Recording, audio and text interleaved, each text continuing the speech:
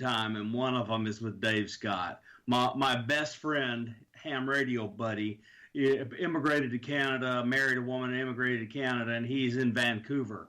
And I miss that guy a lot, and I want to go see him. I haven't seen him in a decade. It's time. I'm ready for the damn border to open. This is going to be a great show, guys. We've already got 72 live, and we haven't even fired it up yet. And numbers are going up. I want to remind everybody that a great way to support what we do is hit that thumbs up. More importantly, hit that subscribe button. We are just almost 400 away from 10,000 subscribers. That's what we're aiming for. Super Chat is open, and do a little shopping at the SOR Vault. Here we go, everyone. Actually, sorry, we got 30 seconds. I jumped the gun. I'm so excited, I jumped the gun. So if you want to go get T-shirts, support this show, sweaters, hoodies, whatever you want, go do a little shopping. Go to facebook.com/the SOR Vault. We got it all there. And maybe we got to make a Science Bob T-shirt. We got to make a Merle T-shirt. Maybe we should make a Science Bob T-shirt too. And we're going to get this going here in about 5 seconds. So everybody sit tight. We're in for one hell of a ride tonight. Here we go.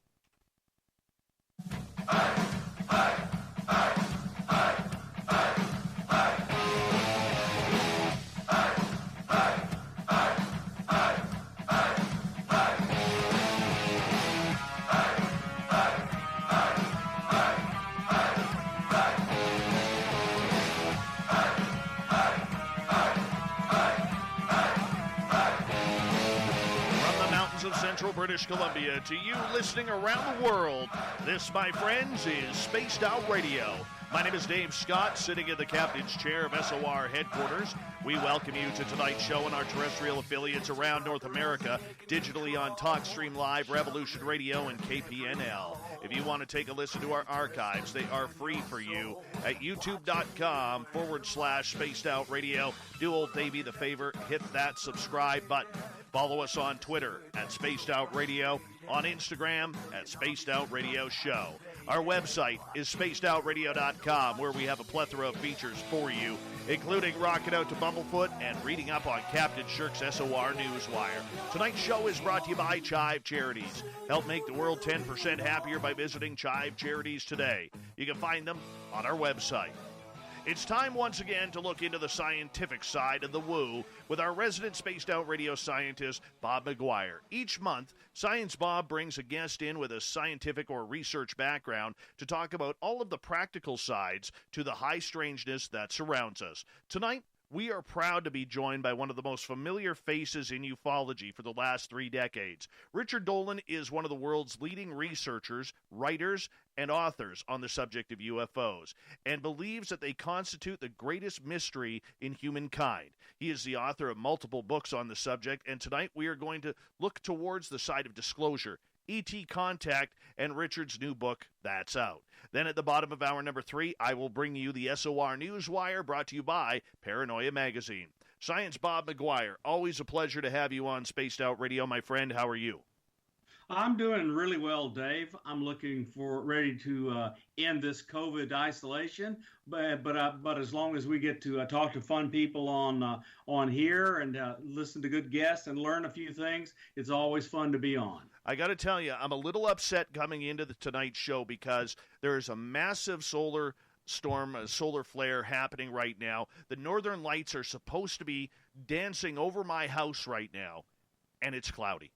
It's never cloudy here, but of course, when the northern lights decide to show up and put on a show, it's cloudy.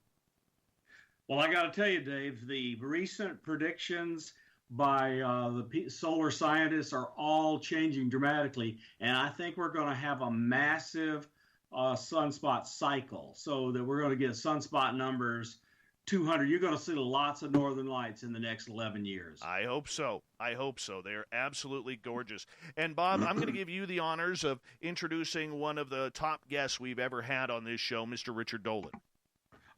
Richard, thank you so much for joining us. Hey guys, Bob, Dave, thank you for having me on. It's a lot of fun. Okay, so everyone knows that Richard Dolan blew open the doors into ufology when he wrote his UFOs and the National Security States, Volume 1, and then followed it up with Volume 2. And then he's done After Disclosure and other books with people like Brian Zabel co-authoring books with him. Richard's really been a star in ufology. And recently, Richard has begun studying a different part of the UFO field, alien visitation and other things like that. And Richard decided to write a book on the alien agenda and give us his speculative analysis of what all this is about. Richard, look, tell us a little bit about. I know one of your inspirations for doing this book in this field was a historian you know named Colleen Clements. But tell us why the big change from national security state into the new area. Sure. Yes, I'm glad you mentioned my old late friend Colleen. We can talk about her a little bit. But really the origin of this book was simply my attempt to ask a different set of questions of the UFO field. So when I started this research many years ago, I was very focused on just trying to put together a reliable historical narrative of like what happened and then what happened and then what happened, and to try to analyze that as accurately as I could. What I've tried to do in this case is simply to look at the most difficult element of this phenomenon, which is that of contact.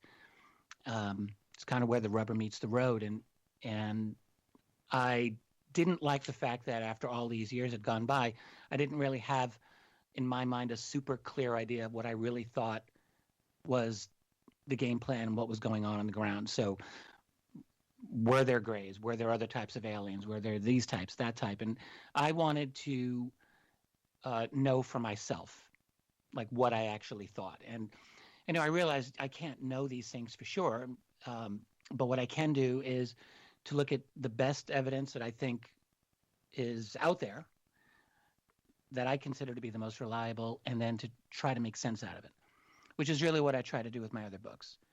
So, the subject of alien contact is a lot more difficult for a lot of reasons. I mean, partly the evidence itself, it's not like it isn't happening. I firmly believe that it is, but it can be very difficult to know what's reliable information and what isn't. And I can't even pretend in this book that like everything that I've written in there is exactly correct. I just don't know that. But all I can say is I tried my best. I wrote this book for myself, first and foremost. I was the main audience for this book. And it was my attempt to answer the question, who's here? What do they want? What are their agendas? And that's really what it is.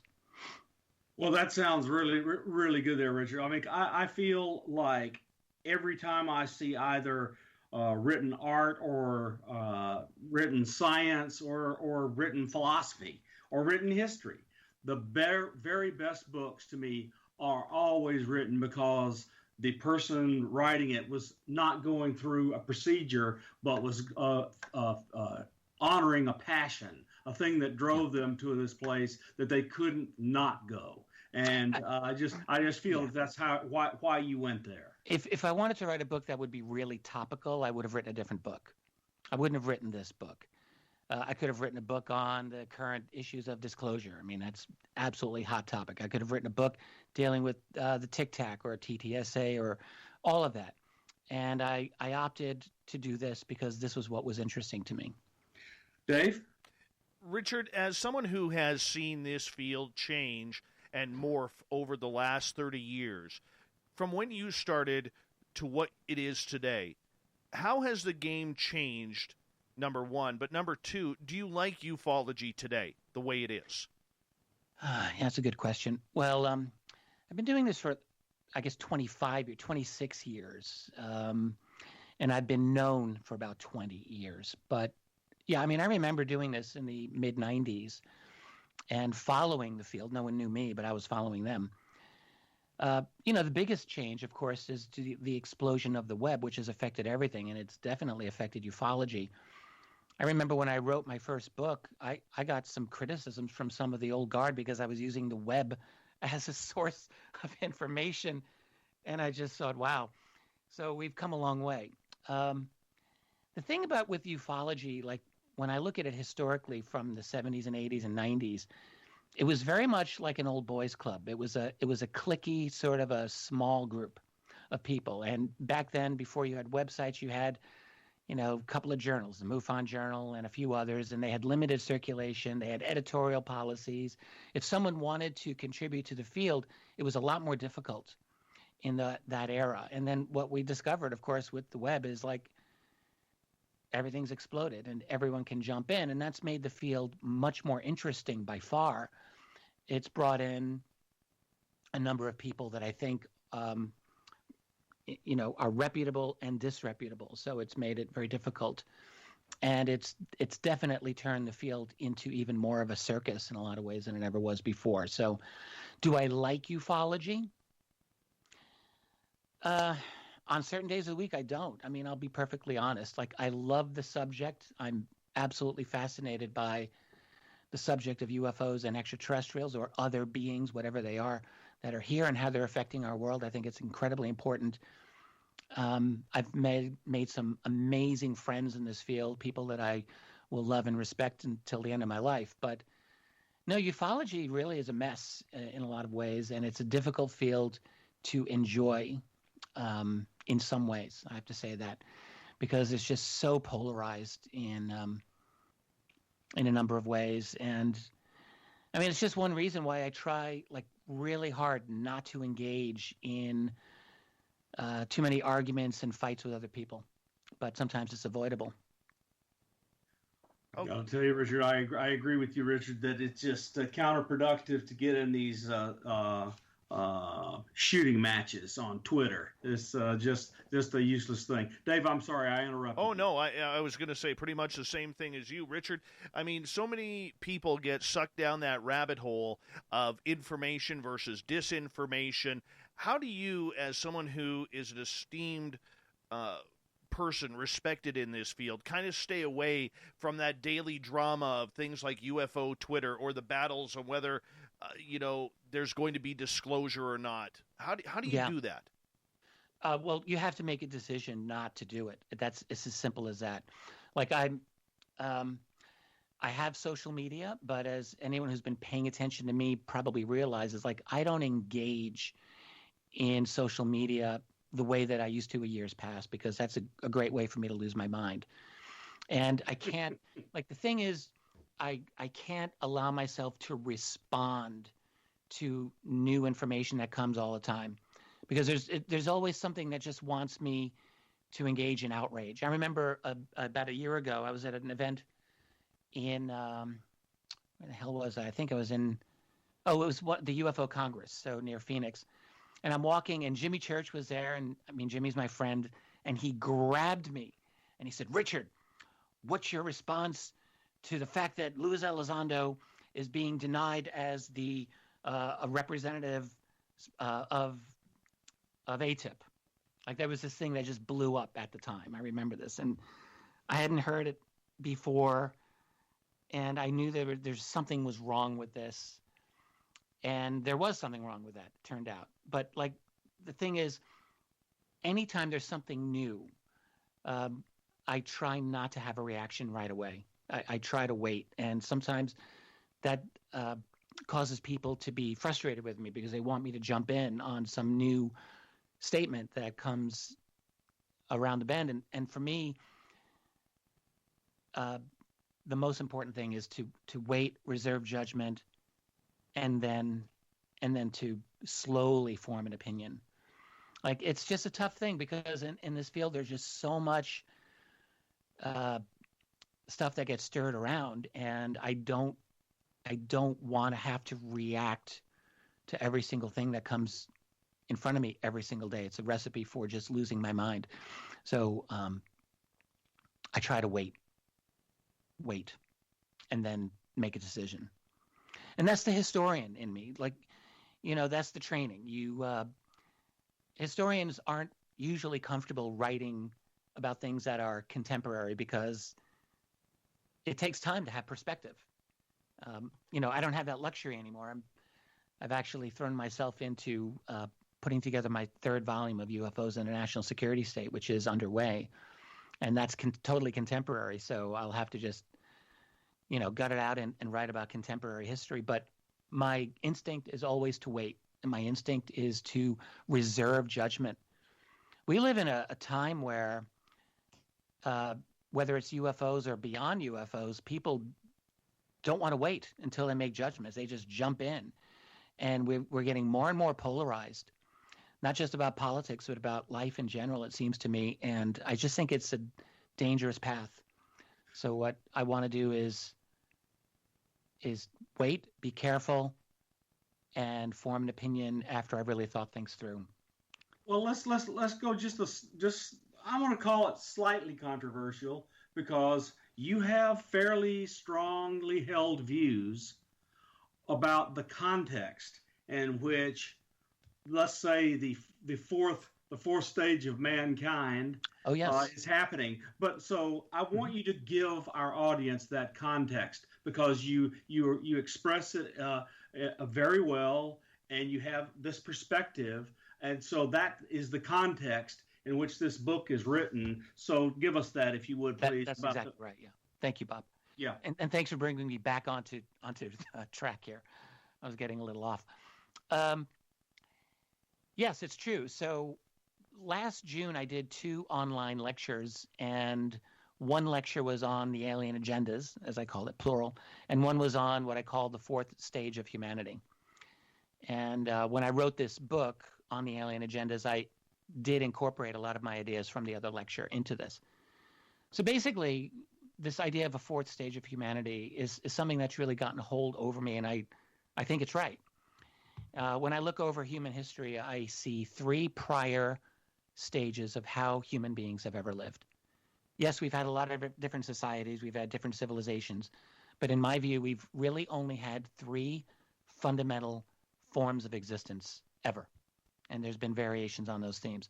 So the main one for hundreds of thousands of years was we lived as hunters and gatherers in very small groups with a very small population, low population density. We were very intimate with nature and all of that. That's how human beings lived. Probably now for up to 300,000 years, which is the latest estimate of the length of the existence of our species, Homo sapiens. And then about 15 to 10,000 years ago, we went through a transition. And that was what we call the agricultural revolution. That's when human beings settled down. We grew plants. We gathered animals and started breeding animals and domesticating them. That's the birth of cities. That's the birth of writing. That's the birth of the wheel. That's the birth of metallurgy and all types of technologies. That gives you every ancient society, including the Roman Empire and everything else. That's the agricultural revolution, and that is really what created human civilization as we understand it.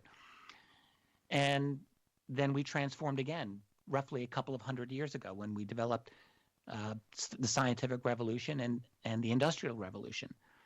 That created a completely new and different and fundamentally different form of human society based on science, giving a completely different worldview, a different cosmology, different capabilities.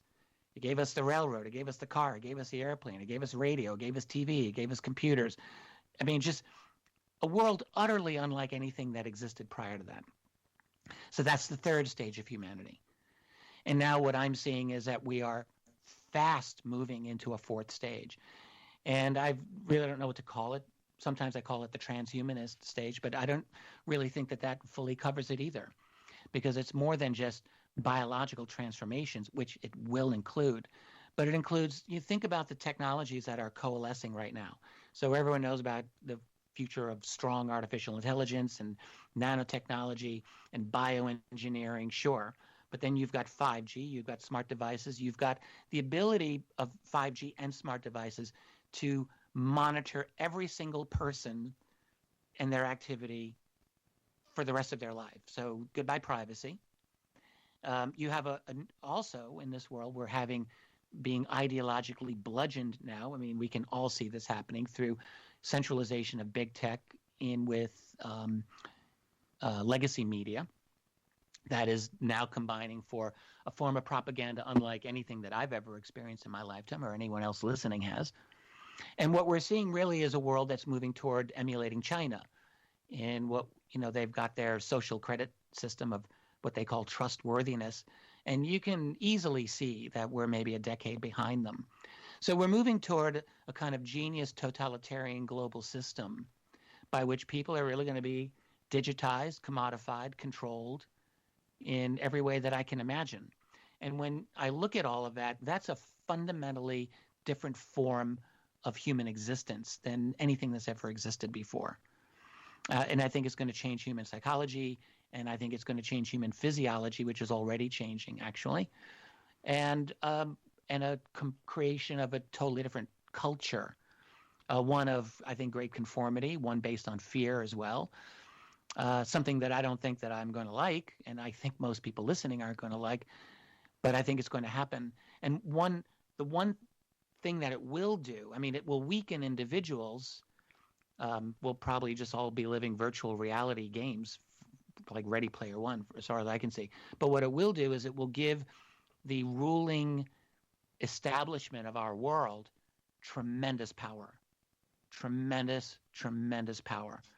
So in terms of their ability to control the technologies that I've just been talking about, it will be like a leap. This is not an incremental change that I'm talking about. This is a leap, just like from hunting and gathering to agriculture, just like from agriculture to the industrial scientific revolution. Those were leaps. This is another leap, and it's going to be orders of magnitude beyond what we currently do. And my speculation is that it might actually be just enough when we're through this transformation to put us on a level where we will be able to deal with these other beings in a way very much unlike what we can do now. So if you look at post-singularity artificial intelligence just as one thing, and then post-quantum computing and whatever we have, in 50 to 100 years, we're going to have a tremendous amount of power. You think about military capabilities, weaponry. We're already in a drone warfare revolution right now. The nation of Turkey has shown that. So we're looking at capabilities that are going to be vastly beyond, orders of magnitude beyond what they are now. And so for the people running our civilization, what I call the masters of our universe, the Bilderberg people, the World Economic Forum people, and so forth, they're going to have a lot of power at their disposal. And so it's really going to transform our world in ways that, I can't see the details. I can just see the contours, the outlines, but the outlines are pretty clear. So Dave, take us to break. Well, we have about 90 seconds. Richard, where is this hidden information? You're saying that you know the contours of everything, but the full details, the full grasp and measures of what is truly happening with the phenomena and the way humans are advancing. Does anybody know that answer yet? Well, probably some people do. Just to tie this in with the UFO phenomenon before we go to break, what I argue in this book, The Alien Agendas, is that there's a definite reason why they are here in force in great numbers now. And that is because they are well aware that we are going through this transformation. We've, I think, been subject to a low-level monitoring operation for thousands of years, but low level. But starting in the 20th century, we see dramatic changes in the quantity of really good quality UFO sightings. And I think there's no accident for that. I think that they are aware we're about to leap into their world. Well, that's amazing. So is this all defined by a path that is written, as we got about 45 seconds? Good question. I mean, I personally think the answer is very possibly yes, that societies follow, in a lot of ways, societies follow the technologies that are available at the time. And we have created technologies that, unfortunately, in my view, allow governments to control people to a degree that is unimaginable to me.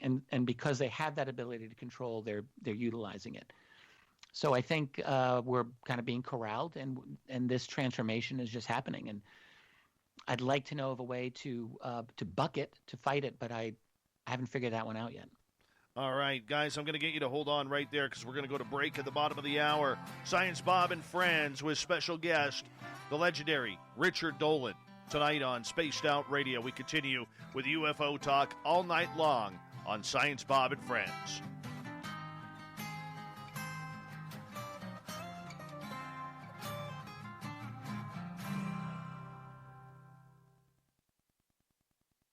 All right, gentlemen, we're clear. Good. Okay, that was the perfect end to the half hour, and I've heard you do this now 3 times, and I knew that was the exact words you were going to use, and you've really got it down. Which words? The ones where you're telling about your view of the coming version of humanity that's about to happen. You do it well. You're clearly passionate about it, and that's important context for where we're going next. Yeah. I wish I could be more optimistic about it, to be perfectly honest with you. No, so I'm going to talk. I'm going to talk to you about just on the other side of the break. I'm going to talk to you about Hoffman and his view of consciousness and why I believe the technologies I see are going to do that. And then we're going to go into the next part of the book. I'm not familiar with him, so that'll be great. I'll enjoy learning. I believe we're about to be manipulated by our own inner nature. Not sure what you mean by that, but I'll want to know. Yep. All right, good. So I blew through my tea, I see. Well, you got time? No. Well, how much of a break do we have here? We got about 4.5 minutes. You got time. Oh, really?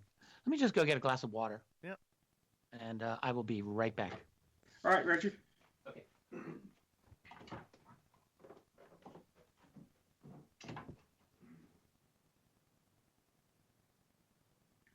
You got snow, Dave?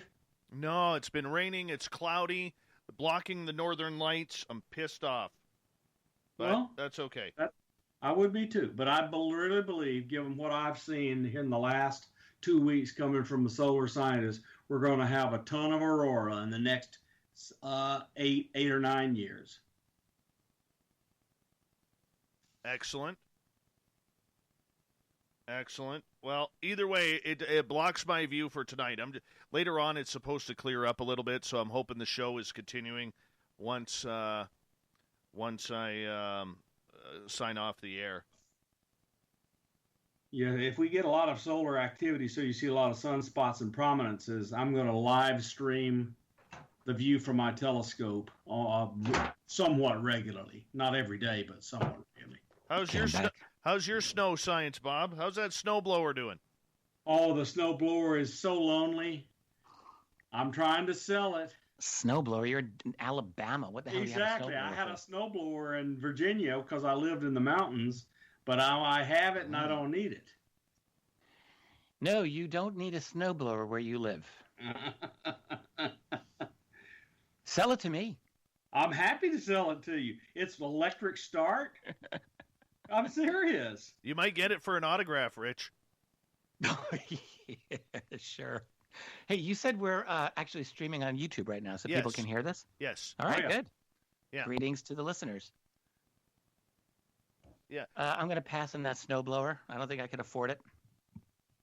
I'm guessing you have a grade A snowblower there, Bob. Even though you don't need it. I have a grade A snowblower. It's electric start. The thing is awesome. See, I knew it. I've never owned one. I have this thing called a shovel. Oh, Yeah, well, you stay in they're better shape. wondrous.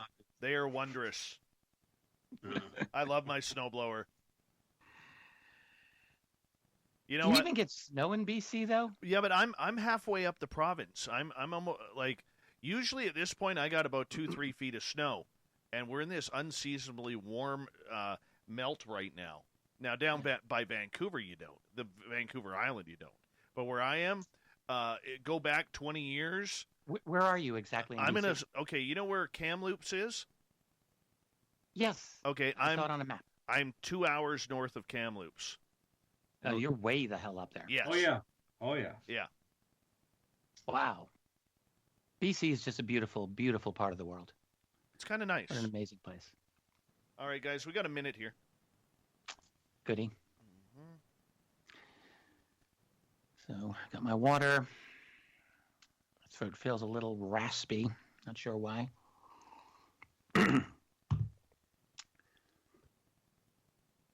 So Hoffman, you said, Bob? Yep. I'm about to jump right into it with you. I don't know who this is, so good. All right, gentlemen, we've got about 45 seconds here, and then we'll kick things off. If you're new to our chat room and new to this show, We thank you for tuning us on in, and we want to say you could do us a favor. We're very close to 10,000 subscribers. So if you're brand new, hit that subscribe button. We are here every Monday through Friday night, 9 p.m. Pacific, midnight Eastern. Yeah, we don't take nights off here. We just run with it because we're silly that way. Big thank you for the Super Chats tonight for Justin, Jenny, G. West, DB Cooper, Inzane, Cat Chaser, Steam Train Mark, and Human Carl. We really do appreciate the love and support. Here we go, everyone, with the second half hour. Stay tuned.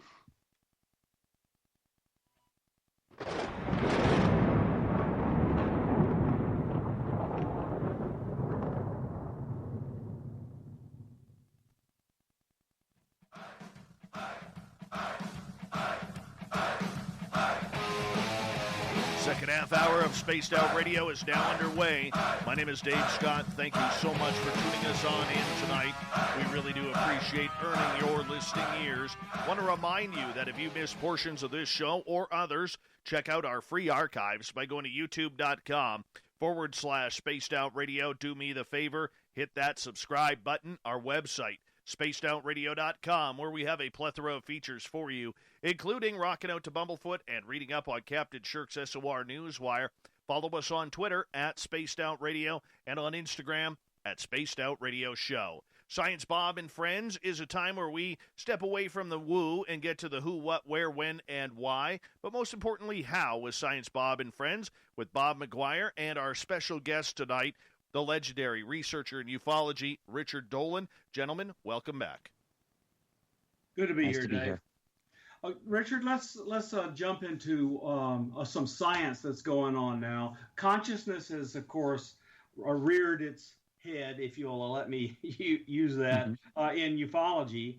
And there is a researcher in cognitive sciences out in California named Daniel Hoffman. And Daniel Hoffman and his peers have been trying to write down mathematical models of consciousness in action, and they've done something completely startling. They have written down what is a usable model for consciousness activity, where you have these conscious agents, and they work with each other, and they've cast this as a game, this game of life, if you will, and game theory applies to this game of life. And here's what they've discovered, that those entities or beings that have a conscious sensors that show them actual reality are both genetically and in evolutionary ways harmed by being able to see actual reality, that our perception and our sensors in our bodies show us an illusion of reality, and the illusion is there to optimize our chances of winning the game of reality. So as this science becomes stronger and stronger, better understood, and how it actually all works, this provides a perfect opportunity for governments to utilize this predisposition inside human beings to rig the game, if you will, so that they believe their optimal trajectory is to live under control. That sounds a little bit frightening, that's kind of a fallout of a bad application of otherwise good science. Can I ask you if I want to see if I've understood what you've just said? Because it sounds actually a lot like what philosophers have been saying for the last couple of hundred years since Immanuel Kant. In other words, that our perceptions of reality are not the same as reality itself. That's correct. All right. So I mean, that's an old idea. And it is, but in the scientific approach to dealing with consciousness, they have proven a mathematical theorem that says we are disadvantaged when we see actual reality, that what our sensors want to give us is something that optimizes our ability to win the game of life, and thus we live in an illusion. You know, I have a hard time making sense out of that because we have to live in reality. Objective reality exists whether we recognize it or not, and to the extent that we're disconnected from that, it seems to me that's a disadvantage for us as a species. Like, you want to be able to perceive things accurately.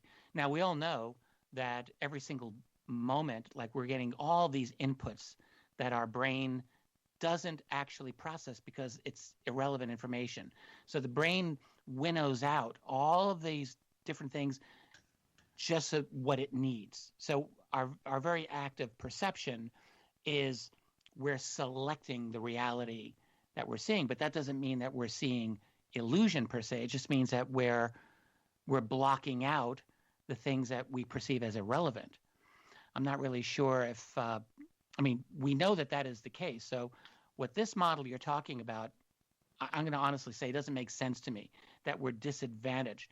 It's definitely true, in my opinion, that we do not perceive full reality. Like, there's no way. Years ago, like, you look at all animals, all creatures that have brains, and we can recognize that they perceive reality different than we do. We can understand, I think, more than a dog. To expect a dog to know where, like when you pull your car out of the driveway, where you're going, your dog doesn't know where you go. So because it's a dog, and that's how they are. We operate at a higher level, but we have to assume that there are beings that operate on much higher levels, even beyond us. So there are ways of understanding reality that we're never going to get just by virtue of the way our brains are organized. But this idea that you're saying, and maybe I'm just not getting it, probably the case, but I have a hard time seeing how we are disadvantaged when we perceive actual reality. Yep. So I'm kind of trying to write a popularization of that now, and I will do it so that we can interact further, because I think it augments your earlier arguments. Well, let's go to a slightly different place. One of the most interesting parts of this book, Richard, was you're educating me, and then me able to go look at your references, etc., to go back and you make the argument that we now have really good evidence that somebody tinkered with us about 40,000 years ago. Maybe. Yeah, so let's talk about that. This was the trickiest part of the book for me to write about, because I'm not a geneticist. It's not my expertise, even remotely. And I felt a little uneasy, to be honest, jumping into a discipline where I just know, like, it's not even geneticists. Like, there's a bunch of prehistorians out there, people who are experts on Neanderthals and experts on early Homo sapiens. And, I could just imagine them wanting to rip what I say to pieces. Nevertheless, I wrote this. And what we're talking about here is that we have a particular gene. It's known as a microencephalin gene. And it has to do with brain growth and development. And their genes have what are known as alleles or allels. That's A-L-L-E-L-E.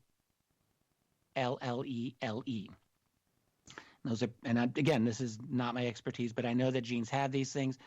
And what the geneticists have determined is that the microencephalin gene has a particular allele, it's called the D allele, which they know somehow is a recent addition to us. And they've got it, their estimate is that it's roughly 40,000 years ago is when we got it. That estimate is essentially because they split the difference between the high end and the low end. So it could be as a little more than 60,000 years ago, and it could be as little as less than 20,000 years ago. So they split the difference, and it's roughly 40. Actually, they take it to 37.5. But now what's interesting about that is that their argument, and they seem quite sure about this, is that we got this gene through interbreeding. And now this is considered an important addition to this gene because it has to do with brain growth and development. And if you study human prehistory, you know that what's called the creative explosion in humanity happened a little more than 40,000 years ago. So if you compare our inventiveness prior to that and then after that, there's no comparison. There's cave art, of course, which starting a little more than 40,000 years ago just explodes with incredible creativity and works of genius compared with what had existed a couple of thousand years earlier. And then the same in tool making. you start seeing a lot of inventiveness and creation. And so I had a friend who died about 10 years ago. Her name was Professor Colleen Clements. She taught at the University of Rochester and the Rochester Institute of Technology. She and I were good buddies. We had a third friend. We used to hang out all the time. And she wrote a couple of books that dealt with this. This was an interest of hers. And she talked with me about it. I wasn't really deeply engaged in it. But I have her books, and for reasons that I don't even know fully, I decided to break open her book earlier this year because of this idea. It had never gone away from me. And so what I wanted to do this year was, because when she wrote her book in 2008, we had pretty much mapped the human genome, but the Neanderthal genome was partially mapped. And so obviously, if you've got geneticists saying that this gene came from interbreeding, the obvious candidate are Neanderthals. And my friend Colleen looked into this, and the fact was there was no evidence of this genetic material with the Neanderthals. So that was 2008. So in 2020, I thought, well, let's look into this. And I was able to research it and to find out, have scientists found this particular allele and gene in the Neanderthals? And to my surprise, actually, I discovered they had not. And they were looking and looking. It's not for a lack of trying. There have been some very detailed studies on this, and I cite those in my book. And that was a surprising thing. So what you find is that these geneticists and these scientists were quite disappointed because they had assumed that we had gotten this from Neanderthals, and damned if they can find it. They can't find it. It doesn't seem to be there. Now, there's a possibility that in 10 years, 20 years, maybe like a Hail Mary pass at the end of a game, they'll find it. And we'll be like, okay, great, we got this from the Neanderthals. But the fact is, it doesn't look like it. And there's another early group that existed at the time, which was very closely related to Neanderthals, called the Denisovans. And they also don't seem to have this gene. So the question is, who's the daddy? Like, if this did come through interbreeding, and if it didn't come from the Neanderthals and it didn't come from the Denisovans, you're really running out of candidates of, human groups that existed. There were the little hobbit people who lived in Indonesia, but I don't think anyone's considering them either. And the fact is that the geneticists who've studied the Denisovan and the Neanderthal genes, they don't seem to be optimistic at this point. I've read some of the papers, and they're like, yeah, it doesn't look like it's going to be there. So it's just like a big question mark. And, for someone who studies UFOs, for someone who wonders, have we been modified? I think a lot of people do wonder. When you look at human development in general, we're really the only species on the planet that follows such a bizarre, rapid evolution. Like, there really aren't any other species that evolve as quickly as human beings do. I want to jump in and give you technological underpinnings that I personally can see, and probably most others will realize once I tell you how we will be able to do what you're talking about in about 10 years. Aha, yes, okay. This is interesting. Okay. All right, so the two women won the Nobel Prize in medicine and biology for their invention and now technological perfection of CRISPR-Cas9 that can go in and do surgery on our genetic code and put whatever they want into it. That's number one. Number two, you need to simulate what will happen to a genome before you go to do these experiments. Otherwise, you'll be here for eternity trying to figure out which thing to modify. So, but if you're able to simulate the genome and its action as you change it, you'll be able to do this more rapidly. And guess what's coming that'll do it? Large quantum computers. And then you want to be able to get a gestalt on what's going on with this genome. And so Elon Musk's Neuralink or telepathic connection or whatever to the running simulation will allow you to see quickly through some kind of visualization and the simulation, you'll be able to see quickly what's going on. So Right. I just think we're like 10 years away from the technology of being able to do that ourselves. And I think everyone believes that we're going to manipulate our genome to make super. So France today announced that they were going to experiment on volunteers to turn them into super soldiers. They announced it in the newspaper. Wow. So anyway, I just thought it was interesting. Dave, jump in. Well, when you speak super soldiers, I mean, that opens up a whole nother can of worms in this entire UFO mystery, does it not? Well, explain a little more. I mean, what are you thinking? Well, there's a lot of people out there. Granted, it goes down the woo side of everything, but there's a lot of people out there who claim that there's already super soldiers that have been built or genetically modified. Right, that's true. I've met a couple of those guys myself, and I really never knew what to think about them, to be honest with you. So I don't know. It's possible. I don't know what the black budget world has done in terms of genetics. I mean, I just have no idea how advanced they actually are. I mean, some people think they might be incredibly advanced, and my sense of the classified world is that there's probably great levels of advancement in some areas and maybe not as much in others. I just don't know. But I think it's definitely true that we're going to be moving very rapidly, I mean, with CRISPR, as Bob was saying, to substantial genetic modifications of the human being. I've often felt that we're going to probably move towards some kind of biologically based caste system. I mean, we're already sort of there in our world as it is now, but I think it will be much more so. And personally, I don't know how much value super soldiers are actually going to be in the future anyway.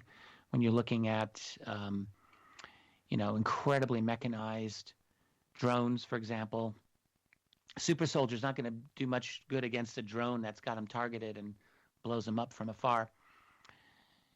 But I do think we're looking toward a future of a lot of genetic engineering. And to have tweaked, human beings, say roughly 45,000 years ago, some species that could have visited here, looking at us as we existed at the time, thinking close but not quite there. Let's just do a little bit of a tweak and see what happens. Very, very delicately adding this allele to this gene and then watching it spread through positive selection, which is really what appears to have happened. Okay, before we move on into some of the really interesting examples of who might be visiting, you have a really good discussion about, are we being monitored or are we being controlled? Right. And I think that's important to move into the who's visiting us before you address what's their motives. Well, I think, I'm only giving my theory here. And my theory is only based on the information that I have looked at. I mean, there's probably more information that I haven't seen, but my sense is that we were monitored for a very long time, not really controlled, because there was really not much value in controlling us. We were just not that interesting. We were at a very low level of capability. We had no ability to deal with them in any substantial way. And what would be in it for them to kind of run our society back in the Middle Ages, like living in unheated castles? And it wouldn't really be all that much of a great thing for another species to infiltrate human society back then. It just seems to me it doesn't make sense. There are some interesting UFO cases from way back then and some interesting encounter cases that could be legitimate. But again, what I believe is that we got the whole neighborhood to watch us starting around our 20th century, when we started to develop very potent science and weaponry and capabilities, like all at once. And I think that's why they're here.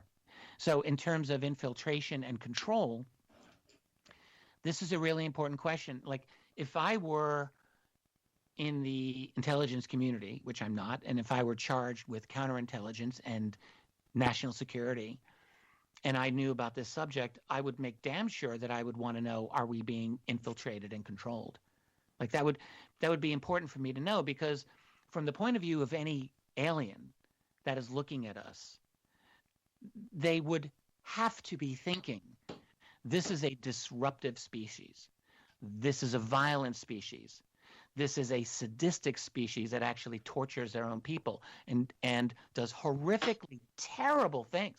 Like, we're so concerned about what the aliens do to us, we forget just what we are. And we can be amazing, we can have saints, and we can have beautiful people, but we've got scary people who do terrifying things. And so any species that's watching us, realizing that we're developing tremendous power right now, and also considering, my take on them is that they are probably intensely conservative societies at this point. This is what I believe. I can tell you why I think so, but this is what I think. So I think change and disruption are probably not something that they want to see, and we are change and disruption right now. Now, once we jump to our next full stage, we may become one just big giant anthill just like them, and maybe we won't be something that disturbs them. But right now we are unstable, and so they might very well want to get their assets in our society and control our development. I mean, I would, if I were them, that's what I would do. So if I were a counterintelligence officer on Earth charged with defending humanity, I'd be looking into that possibility. Dave? Well, we do provide probably the most entertaining reality TV for the aliens. I mean, let's just be honest here. They get a little bit of everything. I think you're exactly right. Like, I used to laugh at those types of comments. South Park did a whole thing on that, and like a lot of shows have done it, The Simpsons. But I think it's actually true. Like, I think that I used to call us years ago the greatest show in the quadrant. And I think that's what we are. Like, we're going through this transformation now, and I think it's got to be intensely interesting. And sure, other civilizations have gone through it, but how often does it happen? I don't know if it happens every day. So we're going through it now, and there's uncertainty that's probably involved. Like, are we really going to destroy ourselves? Are we going to self-immolate, or are we going to go out into the rest of the universe and conquer the solar system and the local group? I mean, I don't know. Are they looking at us with some trepidation or some concern? They might be. Well, the one thing that intrigues me, as we got about a minute 45 left, Richard, mm-hmm. is the fact that we're still in so much denial. With all the evidence out there, how can humanity be in such denial that these events are taking place? Oh, God. Well, I'm glad you mentioned that, because this moves us into the last 3 years of our world here, when UFOs have kind of broken out into some form of public conversation. And I think that's a great thing. We're seeing a kind of partial disclosure, but we're seeing such a tepid, tame, lame, cautious version where, let's call them the mainstream journalists, are just not asking good questions. And so we're at this ridiculous, almost intellectually insulting point where the United States Navy has been able to say, yes, we encounter these UFOs or these UAP, but we don't know what they are. And to me, that's just the most ridiculous, non-credible position. It's something I could never – I was just talking about this on a stream that I did last night. I could never have predicted this 10 years ago when I wrote AD After Disclosure, that people would just accept that. But yet here we are. They're pretending that they don't know what these things are. And to me, that's just simply ridiculous. It is a little ridiculous when you think about it because, we're supposed to be smarter than this. And if most of the population can look up into the stars and says, look, science has proven that it's pretty infinite up there. We don't know where the end is. That just maybe there is another life form or two out there that is more advanced than us that's maybe checking us out. The possibilities are endless. And Richard, well, the evidence is right there. It's plain to see anyone bothering to look at it. Absolutely. Richard Dolan is our special guest tonight on Science Bob and Friends, as I am joined by Science Bob McGwier, formerly of Virginia Tech University, now of Auburn. And checking things out on the scientific side of everything we go through. These two great gentlemen will be with us for hour number 2. UFOs, aliens, ET contact, Israel, whatever else we can throw in to Science Bob and the legendary Richard Dolan coming up next.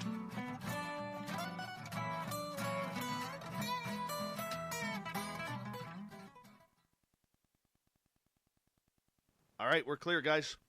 All right. Oh, that was a good hour, Richard. Solid hour. I'm going to have to check out this Hoffman and his theory because I must be missing something. I'll be right back, guys. So let me explain to you what I'm writing a carefully done popular treatment of it.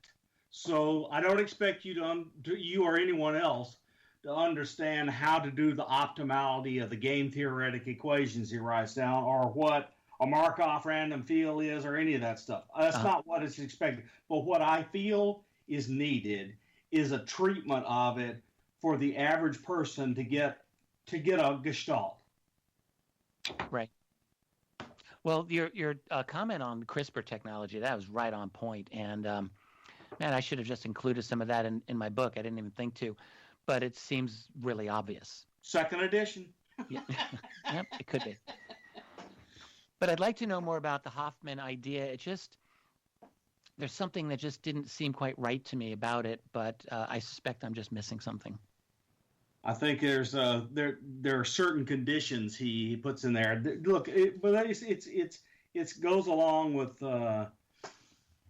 There are a lot of weird things in math and science. One thing that you got me thinking about, though, and I didn't really mention it, was, I mean, it seems to be that he's essentially saying that we of necessity live in a kind of illusory reality, like an illusion. Like that's what he says. And he says we are evolutionarily harmed if we are covered up with reality. That is what consciousness really does to us. So, like, I was just reading Eckhart Tolle earlier this year, and one thing he points out is that, like, nearly you are not your thoughts. That's like his main thing. And so the thoughts that we have are, in his opinion, are actually harmful to us, but they also take us out of the genuine reality of being, right? And so, like, because we fill our head with all of these ideas and all of these concepts, these constructs of reality, that maybe this is what Hoffman might be saying, that this is essentially an illusion, in which I would agree with that, actually. We live in illusory thoughts in this illusory world, but the other side of me says, well, our brains actually are designed to do that. So there's got to be a good reason, and it is a good evolutionary reason, because it gives us a lot of power. Mm-hmm. But it does take us out of reality to some extent, right? Like when we're thinking and thinking and thinking and thinking, we're kind of spinning out into our head. And what we're not doing necessarily is like what a Zen master would say is, you're not being in the moment. You're not actually experiencing reality. Yes. Maybe that's what he's You're not mindful. About. Yes. Mindfulness, yeah. Yes, I totally agree with that. And what he's done is write down a mathematical model that you get falsifiable predictions out of, and in the end, irrespective of kind of the exact form, there's still this kind of game theoretic construct in which he's determined that there are two classes, and then one class is disadvantaged and the other class is advantaged. And so it's not really a fair game if those are the two players. It's pretty interesting. Yeah. No, I'm glad you mentioned it, actually. I wasn't trying to give you pushback. I didn't. No. Understand. That's the way science is. Yeah. There is nothing more brutal than a bunch of scientists getting together and taking pot shots at each other. I'm used to it. I bet. Good. Dave's back. I'm back. No northern lights. It's terrible. Still cloudy. So you're 2 hours north of Kamloops. That's even north of, like, Whistler, right? Yes. Way north. Yeah, I'm. Way. I would be 2.5 hours northeast of Whistler. Okay. Yeah. And one of the most brutal highways I've ever driven. The Pemberton Highway there. North of there? Oh, yeah. I've never been north of Whistler. I think that's the most north in British Columbia I've ever been. Yeah. Whistler's gorgeous. Gorgeous. Yeah, it's beautiful.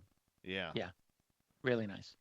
Yeah, Pemberton is where a guy named Steve Istall lives. Has been working closely with why am I forgetting his name? David Paulides with a ton of Sasquatch activity in that area. Yes. Oh, it was really interesting. Paulides is so interesting to me. Oh, yeah, but in one of his recent last 2 or 3 videos, he went there. He went to Sasquatch and portals and dimensional travel and ET and alien kidnapping. He went all the way there. You know, it happens to everyone at some point. There's a lost interview I did with David Paulides from several years ago, and I don't think it exists anywhere. And it was a damn good interview. And I got him to go farther, I think, than he'd ever gone before. It was with KGRA, and I think it's lost. But yeah, I could tell like he was definitely open to ET, but he just he wasn't comfortable going public with it. And I didn't blame him. You know, everyone's got to fight their battles, and sometimes you don't want to fight too many at one time. But I consider his research very important. Yeah, because I think he's pointing out major anomalies that do tie in with a lot of the things that we're studying. All right, gentlemen, hold on. We got 10 seconds here. Big thank you to Michael, Jules. We have Justin, Jenny, G. West, DB Cooper, Inzane, Cat Chaser, Steam Train Mark, and Human Carl for the Super Chats. Here we go. You're listening to Spaced Out Radio with Dave Scott. Follow Dave on Twitter at Spaced Out Radio and on Facebook, Spaced Out Radio Show. Hour number 2 of Spaced Out Radio is now underway. My name is Dave Scott. Thank you so much for taking the time to join us tonight. We really do appreciate your listening support. I want to say thank you to everyone listening in on our terrestrial affiliates around North America and digitally on TalkStream Live, Revolution Radio, and KPNL. Remember, you can check out all of our archives for free by going to youtube.com/Spaced Out Radio. Just do me the favor, hit that subscribe button. The Desert Clam has set the password for tonight in the SOR Space Travelers Club. Palästhesia. Palästhesia is your password. Use it wisely, as the Clam sets a password each and every night right here on Spaced Out Radio. Our website is spacedoutradio.com, where we have a plethora of features for you, including rocking out to Bumblefoot and reading up on Captain Shirk's SOR Newswire. Follow us on Twitter at Spaced Out Radio and on Instagram at Spaced Out Radio Show. We continue on with Science Bob and Friends. Bob McGwier joins us once a month to kind of step away from the woo and get into the who, what, where, when, and why, and how all of this weird, strange, paranormal, supernatural activity is going on. And tonight's special guest is the legendary Richard Dolan, who is joining us. And gentlemen, I got a special hello to both of you from a good friend, Lori Wagner, who is listening in tonight. Oh. And she has been texting Hey, Lori. me. Yeah, she's been texting me and saying, hello, make sure you say hi to the guys and Richard. So, yeah, big hi from Lori. Lori told me that she was out on the beach and was seeing UFOs. So that's great. Lori, good to hear from you. Hope you're doing great. Love you. Yeah, me too. She's wonderful. All right, Richard, let's jump back into it. So before you dive into possible agendas, you put out some evidence and a discussion of who is actually visiting, and along with evidence. And I think it's important for our audience for you to at least go through some of that. And I mean, just me personally, I'm going to tell you what, David Jacobs scares the crap out of me with his hubris. So just go through some of that evidence and the basis for the claims that we are being visited and the kinds of entities that are visiting and so forth. Some examples of that before we jump into why they're here. Gladly. And by the way, David scares himself. He doesn't like the implications of his research either. Well, one of the first things that I did when I started looking at the different types of beings that people were encountering was I had to come to terms with the fact that a large number of those beings looked totally human. And this is jarring, at least it was jarring to me for years.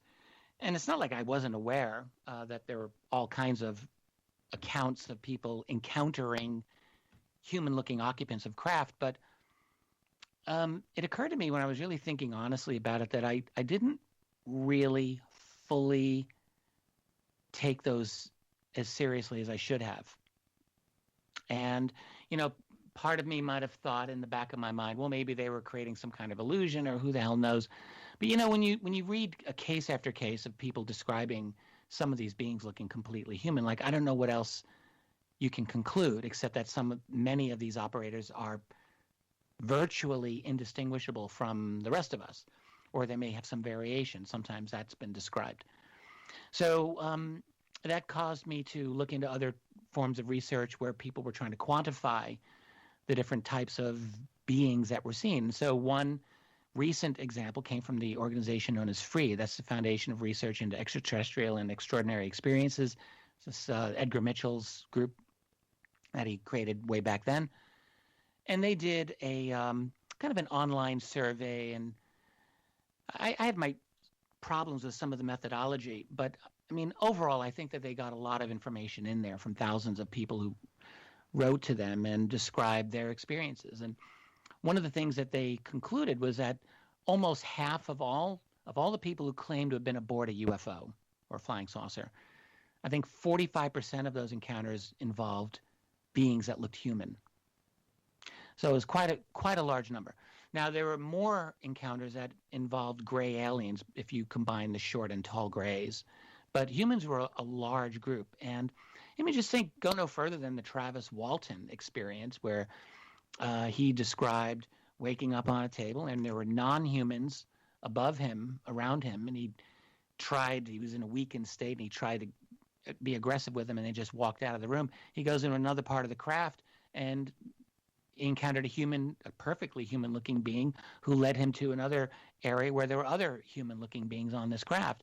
And you have to ask yourself, if you accept what Travis said, and I don't see any reason to doubt him, you've got two types of beings on this one craft. And that's not the only example, not by any means. So one type of being that people are encountering look just like us. And the question that I ask myself is, how could that possibly be? Like, could I expect that there would be people who would evolve to look exactly like us on another planet? Now, there are reasons to think that there would be humanoid types of beings, with 2 arms, 2 legs, 2 eyes, ears, nose. Yes, because it's actually a really logical body plan, and there's a lot of reasons why you could expect it to happen elsewhere. But for them to look indistinguishable from us, that seemed like a stretch. And I still don't really have an easy way to explain it, other than my speculation about having ancient visitation.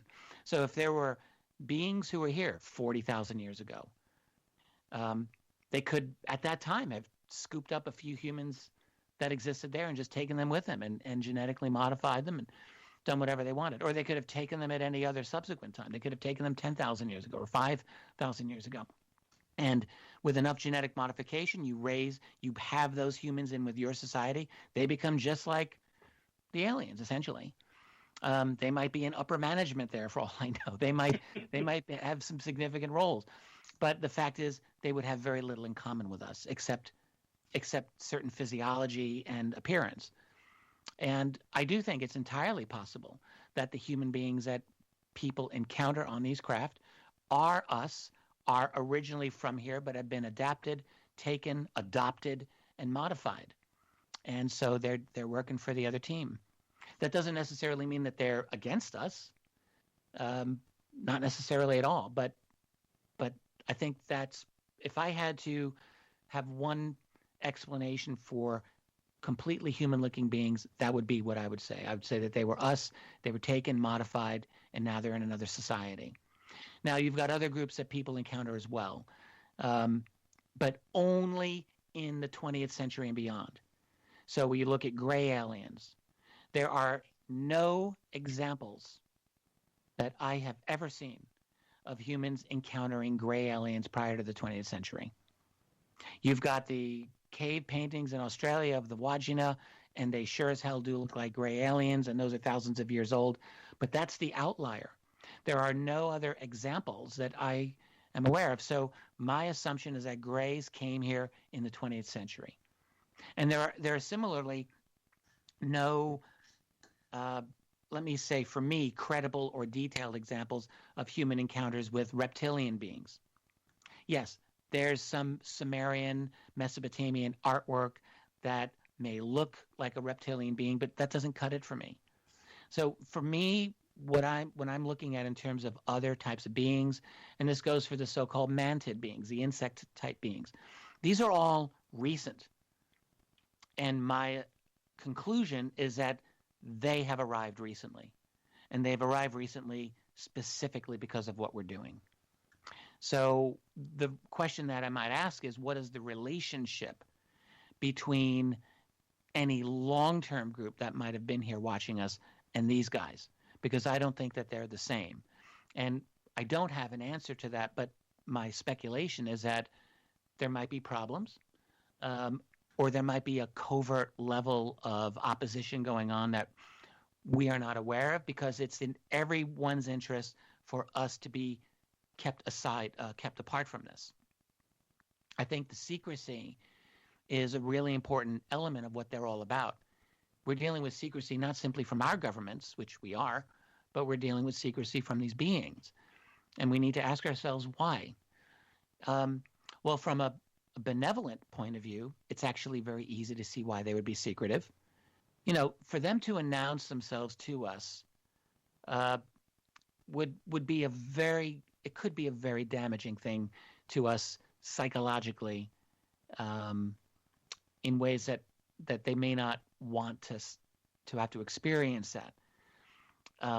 But also, let's say they're recent arrivals. Let's say they've, picked up their observation in our 20th century when we were in the midst of the First World War and then the Second World War, the rise of Hitler, the rise of Stalin, atomic showdown between the superpowers. Like, that's not a safe environment. So if you're an alien landing or coming to Earth, who actually do you talk to and announce yourself in the midst of this fractured, violent world? Like, that's not necessarily an easy thing to do, and you might not want to announce yourself openly. Now, if you're here for other purposes, if you're here because you're worried about these beings, these human beings, and you think of them as a potential threat down the road after they achieve fourth stage of humanity, you may want to control them. You may want to infiltrate them, and you damn sure don't want to let them know that you're here. So there's a variety of reasons why secrecy would be important from their point of view. And I explore a number of other reasons in my book, but I mean, I think those are some important ones right there. So you've got, it would be great to have a perfect scorecard of everyone who's here, because there's more than just these beings that I've talked about here. There's an intelligence that is operating on another level, maybe even beyond these guys.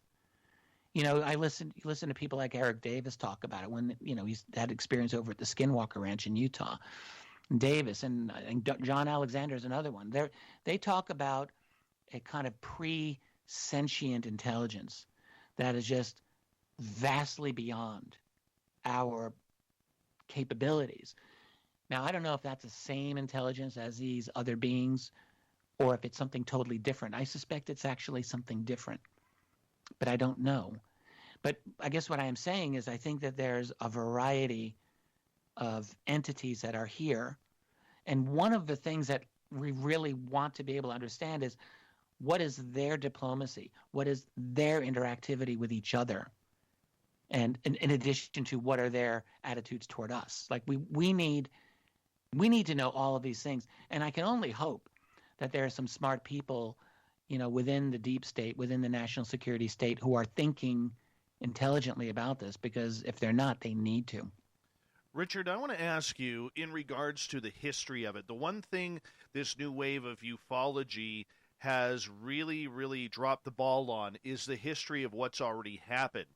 And Yes. and what Big time. you go from Kenneth Arnold to Roswell to the San Augustine, which is never talked about in regards to the Roswell crash. True. You look at all of these events where we have these alleged craft, alleged bodies. There is a plethora of information out there, and yet today's ufologists and scientists who are coming out say, well, we know nothing. We know nothing of the sort. How can we believe that? It's absurd. It sounds like you're reading my mind, Dave, because when you hear people talking about it these days, it's as if UFOs started in 2004 with the Tic Tac UFO. It's like nothing before then. It's ridiculous. I was just saying recently there have been Tic Tac UFO sightings going back decades and decades and decades. I found one in the Canadian National Archives from 1936, Northwest Territories, middle of nowhere. And I think it's a damn good report. But you get military reports of Tic Tac UFOs in the 40s and in the 50s that, do all the things that we know about now, like instant acceleration from 0 to thousands of miles per hour and so forth. So this is a phenomenon that has been with us for a full human lifetime at the least, like with major national security concern. And you've got this fiction where the U.S. Navy is saying, yeah, we've actually encountered these UAPs, but we don't know what they are. And that's just not credible. And anyone with half a brain knows it's not credible. When they say, oh, well, maybe it's the Russians, maybe it's the Chinese. Everyone knows it's not the Russians and the Chinese. Like, everyone knows that. It's just a ridiculous thing even to guess. I mean, the reason that they say what they do, I think we can all figure this out. It's purely political. It has nothing to do with science. I'm talking about TTSA and the Navy. They have their reasons for pretending that they don't know what these things are. Because, look, this is still a very difficult subject, and they're all afraid to state the obvious, which is that these things don't come from our society. They don't come from our civilization, and whether they're extraterrestrial or interdimensional, that's secondary. The fact is they're not ours, and no one is being honest about it. Now, and the journalists are even worse. Like, the mainstream journalists who are covering this, like, let me just say, it's very good that they get some of this information out, okay? The recent, the UAP task force report that Tim McMillan publicized just last week. Yeah, very important stuff. But no journalist doing this is really asking provocative, confrontational, difficult questions. It's as if the U.S. Navy just started to look into UAP a couple of years ago, and that's total BS. The Navy had major encounters with UFOs back in the 40s, and we know this. It's historical record.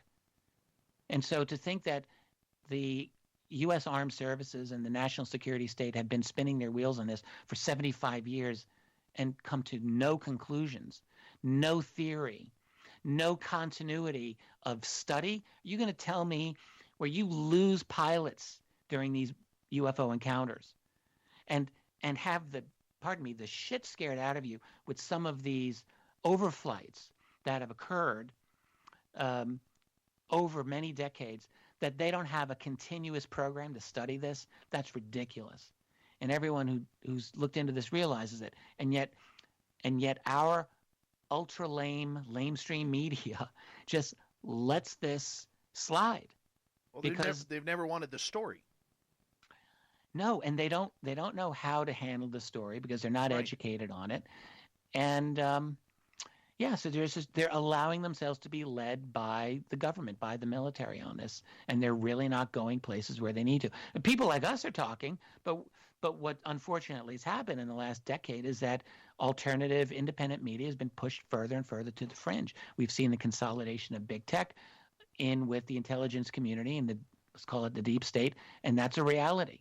And they have bludgeoned people with propaganda and ideology for the last decade, and they have pushed alternative views to the side increasingly.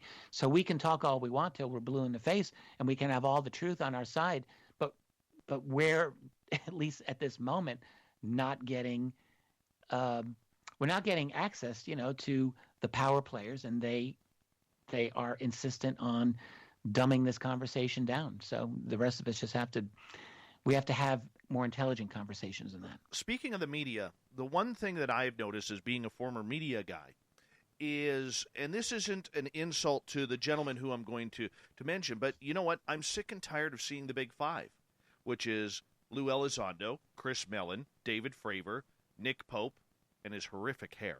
Terrible hair. And Harry Reid. Okay? Harry Reid. I'm tired of seeing those five. The message, God bless him, has not changed at all.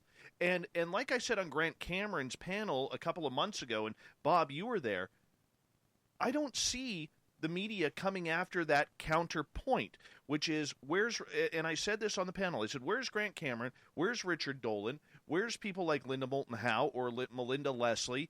There are brilliant people in this field. We're not that hard to research, yet the entire narrative seems to be controlled by one entity right now, and whatever they want to put out, they get airtime for, and the media just drops the ball. It's been very frustrating for me as a former journalist in the mainstream to actually watch this happen. I think it's always been that way. I mean, you think of a publication like the New York Times, which has always been very tightly controlled in terms of editorial content and what's allowed to be said there. I mean, people like myself or Linda, Grant, we're all likely to go off script. Like, that's just the reality.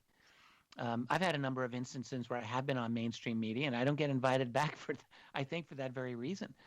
I don't stay on script.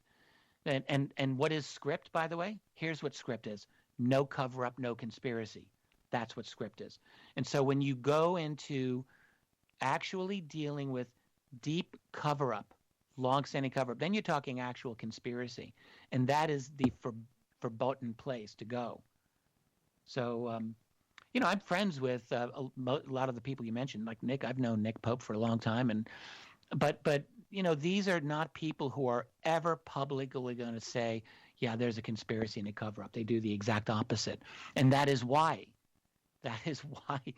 they are able to have the mainstream connection that they have, because they know. Either they believe it, they genuinely may believe it. Maybe Nick does believe that. And that's why he's congenial to them. And I'm not even saying this to demean Nick, again, because I like and respect him, but that's, I think, his position. But for me, that's not my position. And if I were to say, yeah, there's been a 70-plus year cover-up that is involved illegal and criminal behavior on the part of our government, and it goes on to this day, and by the way, they've got technology and bodies that they're studying in deep secrecy, and here's the evidence for that. Like, they're not ready for that. And so I can just assume that those of us who have that opinion are just not going to be part of that conversation. We're going to be in a different conversation. I want to get your opinion on something, Richard, before we have to go to break. So the Navy's all in. They've got commanders, aviators, the Office of Naval Intelligence, and the Chief of Naval Operations. They're all in on having something to go. Why is the Air Force silent? The Air Force has always been silent. I think one reason they might be silent now, though, is because they took a hell of a beating over Project Blue Book, and I know that sounds like ancient history, but, and the other thing is that the Navy and the Air Force, I mean, yes, they're under unified command, but there's definitely rivalry there. There's always been rivalry. There's always been a sense of distinction between the two services. And what I suspect that's going on in the Navy, and I don't know this, I'm only suspecting, is that there's been a power struggle on this matter of UAP that hasn't taken place in the Air Force. And I think, what you're seeing, the information that's come out now, I think has come out because there's a faction within the Navy and people connected to it that believe in this. There's also a faction in the Navy that I'm sure does not believe in openness on this subject. And I suspect that this faction hasn't developed as strongly in the Air Force, and we're probably, for that reason, not seeing it. I think it's just happened in the Navy. And the Navy is where a lot of action is. 70+% of the world is covered by ocean, and we all tend to overlook the UAP sightings that occur over and in large bodies of water. There's a lot of it because it's just so remote from us. We're not aware. Gentlemen, I'm going to get you to hold on right there because we are going to go to break here at the bottom of the hour. An amazing show tonight on Science Bob and Friends with Science Bob McGwier, the legendary Richard Dolan, and we continue this great conversation on UFOs, cover-ups, and much more on Spaced Out Radio next.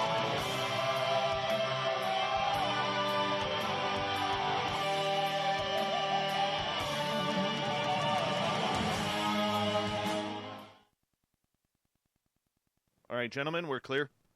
I'm going to ask Bob a question. Yeah. Sure. Why do you think the Air Force has held back on this? You probably have a theory. I believe that, and we all believe that the real shitstorm and secrecy started in 1947. And the Army Air Force got control, and then they evolved into the United States Air Force under Truman. Right. And they just they acted very, very, very toughly, illegally, maybe according to some people, in keeping stuff secret.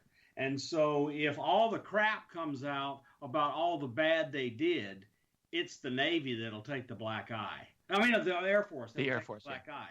The Navy, a lot of people don't know that the Navy has the largest Air Force for the United States. They're bigger than the United States Air Force, though, because of the number of aviators and airplanes. Yeah, it's bigger. Yeah. So anyway, I just think the Air Force has a lot of history they don't want to come out.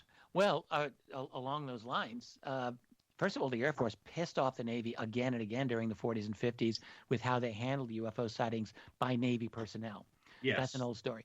And then the other thing about the Navy is that when you look at like an organization like NICAP, when Kehoe was running it back in the 50s, there were a lot of Navy guys there.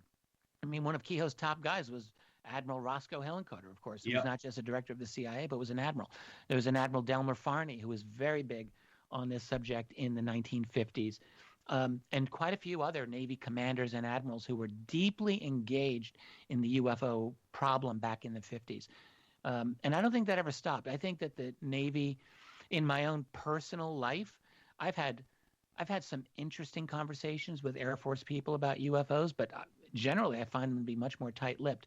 The Navy guys and a couple of Navy women, mostly men, have some unbelievable stories that I've been told just off the record. So I think that this is something that I suspect has a personal impact on Navy people even more than on Air Force people, and I wonder if that's part of it. Could be, because when you come near a naval asset, there's typically lots of people on it. Explain what you mean by that? I'm not sure. Aircraft carriers and ships, they're little cities. Oh, yes, exactly. Right. And so they reinforce the story amongst each other. And I got to tell you, Lieutenant Ryan Graves and his commanding officer, they've been very open that they are not happy with these near mid-air collisions and no investigation. No, his story is amazing. He's was he on the Chesapeake? That was the Eastern Coast. Yeah, with the Teddy Roosevelt. Yeah, the Teddy. Thank you.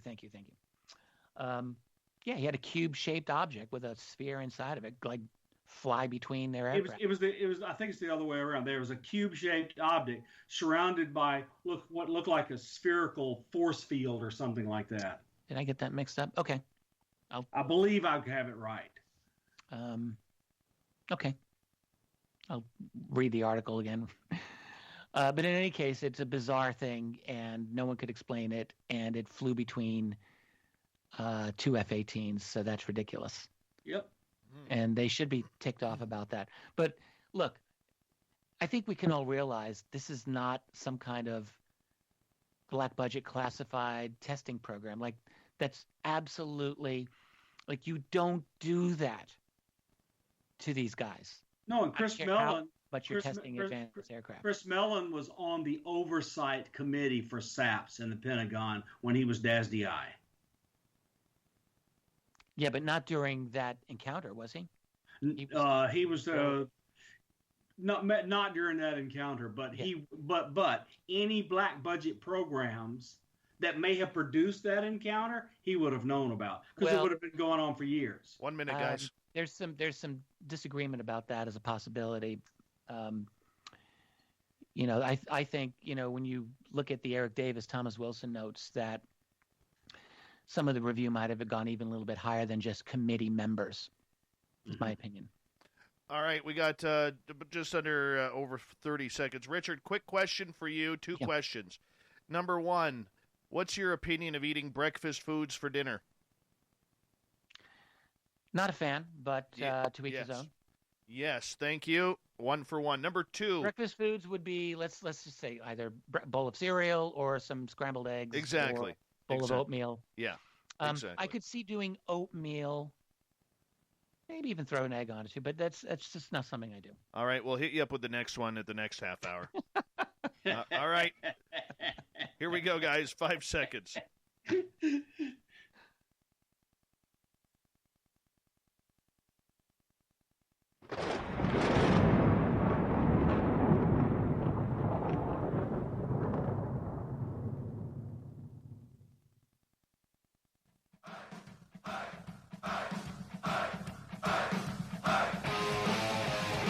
Very thankful to find out that Richard Dolan does not eat breakfast for dinner. Makes me a happy man here. My name is Dave Scott. Thank you so much for tuning in to Spaced Out Radio tonight. We appreciate each and every one of you listening on in. We want to remind you that if you have missed most of this show or others, check out our free archives by going to youtube.com/Spaced Out Radio. Do me the favor, hit that subscribe button. Our website, spacedoutradio.com, where we have a plethora of features for you, including rocking out to Bumblefoot and reading up on Captain Shirk's SOR Newswire.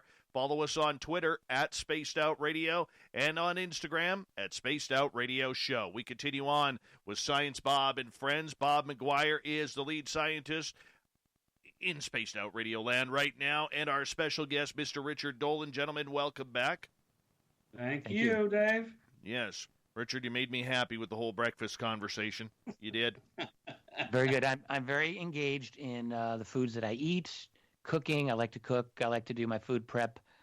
And so, no, I don't think I would have a problem eating breakfast foods at night sometimes. On rare occasions, I'll break out I don't usually do cereal anymore, but sometimes I might do that in the middle of the day. But that's quite rare. All right. Okay. Science Bob, shoot it. Let's get into some good stuff. We've listened to some history, some reasons for thinking we've been visited, and some discussion about the different types of whatever they are that are visiting us. Why are they abducting us? Yeah. Well, I think there's one group that is abducting people, and that's gray aliens. And if you subscribe to Jacob's theory on this, and he may be right, actually, is that the gray aliens are actually working for the insectolins, as he calls them, or the mantid type beings, the big bug-eyed. His opinion is that they're actually running the show, and that they may have actually created at least the small grays as kind of biological genetic creations that work for them. That may be true. But in terms of abductions, it only seems to be the grays. There are other visitations by other beings, but in terms of like taking someone to a craft and doing things to that person, putting in implants, basically implants and reproductive stuff like that seems to be gray aliens doing that. So we have to ask, why are gray aliens doing that?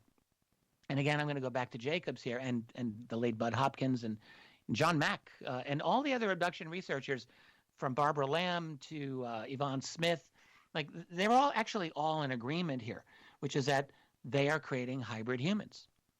They're creating alien hybrids, part alien, part human. And the only disagreement that you find is the interpretation of that. Is that a good thing or a bad thing? But all of these abduction researchers have made the same conclusion, is that gray aliens are taking people, they are taking their genetic material, and they are creating hybrids that look human. Now, there are some variations of this idea. someone like Jacobs, he will argue that they're doing this without the consent and knowledge of the person, right? And so they're taking them and they remove the embryo at a certain time, and they raise some of them on a ship.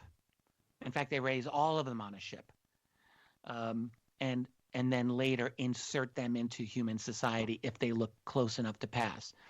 There are some abduction research, like when I was talking with Barbara Lamb about this a year or more ago, there's definitely a belief that hybrids are being raised among us, and they don't know that they're hybrids. And I don't really know what the truth is on this, but there's definitely an attempt going on, it seems to me, to create human beings that have some of their genetic material.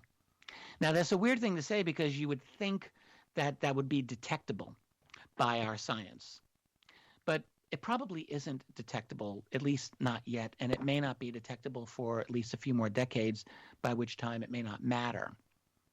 So, and Jacob's thing, and I'm referring to David here again and again because he's really done the most theorizing on this of anyone that I know, which is that he believes that there's an infiltration process going on by which these hybrids look just like us, but they're not like us, and they're somewhat sociopathic, the way he describes them, but they have the ability to influence our mind when they get close enough to us. Now, how that would translate into a global takeover, which is what he talks about, really never made sense to me. I have to honestly just say that. He's talking about the great changeover, the great change, and his interpretation. This is what apparently these hybrids are telling their abductees.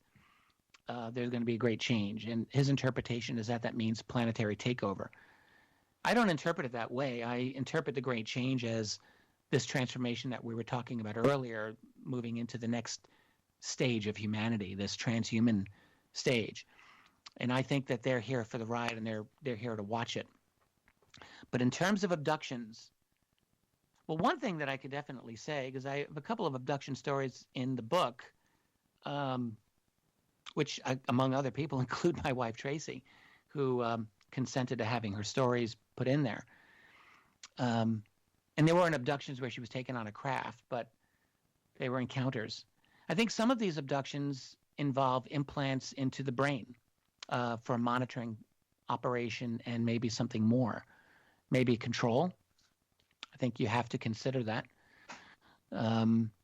Even the implants that are not in the brain, like a lot of them seem to be connected to the nervous system by which they can influence the brain. So that's something that I think we have to really consider, which is that how many people have implants in them that aren't even aware, and where that all might lead us. I don't know. I don't have a full answer, Bob, as far as why we're being abducted. I think we're being abducted. I don't think we can deny it at this point. There's just too many of these stories that have come from too many different people, and I don't think this is confabulation. So something's going on. It involves creation of hybrids. It's all covert, and it involves the implantation of implants. And that's about all I can say about it right now. I don't know why. I mean, I don't know for sure why. Okay, so Jacobs, I think, is the source of most of my angst, and that's supported for me personally by the many people that you hear that claim they're being abducted, and I believe them, that something's happening to them, that they're being experimented on genetically, and they're forced to carry fetuses, and right. That's pretty brutal. Yes, it is, and I don't support that at all. But I don't think it's any more brutal than what we do to other species on this planet. I think it's a lot less brutal, actually, than what we do. So, and I'm not here to give us all guilt trips, but that's just the reality. Like we do far worse than what we're accusing them of doing. So, let he who's without sin cast the first stone. You're absolutely. So you mentioned Tracy, and I since you mentioned it, I would like to bring it up because I'm sure our listeners would like to know as much as you are comfortable sharing about Tracy's experiences. Well, anything I wrote about, I think she's fine with it because it's in print now. There were 2 encounters that we included of hers. She wasn't the only person who had multiple encounters included in that book, but she was one of the few. And, I was able to do it because I know her as well as I do, and I know the stories, and she's talked to me about them enough that I know them quite well. One, I think the key one is the one that she has the most experience talking about herself, has to do with what she calls the hooded being. And this was an event that took place when she was living in Vancouver, actually. She was visiting a good friend of hers in Seattle, a woman, and they were at this person's home watching television. Still daytime. They not drinking, no drugs. They were fully conscious. And both of these women saw between them and the television set a 7-foot-tall hooded being appear. And the way Tracy describes it, the main thing that she saw was the being go away. Like in other words, her consciousness registered that this being had just been there for like a second. And she was riveted. She saw it. She looked over at her friend who was frozen. And she called her name really loudly to get her attention. And the thing is that when Tracy was like coming to the realization that she had just seen this tall being, there was this thought that was penetrating her mind.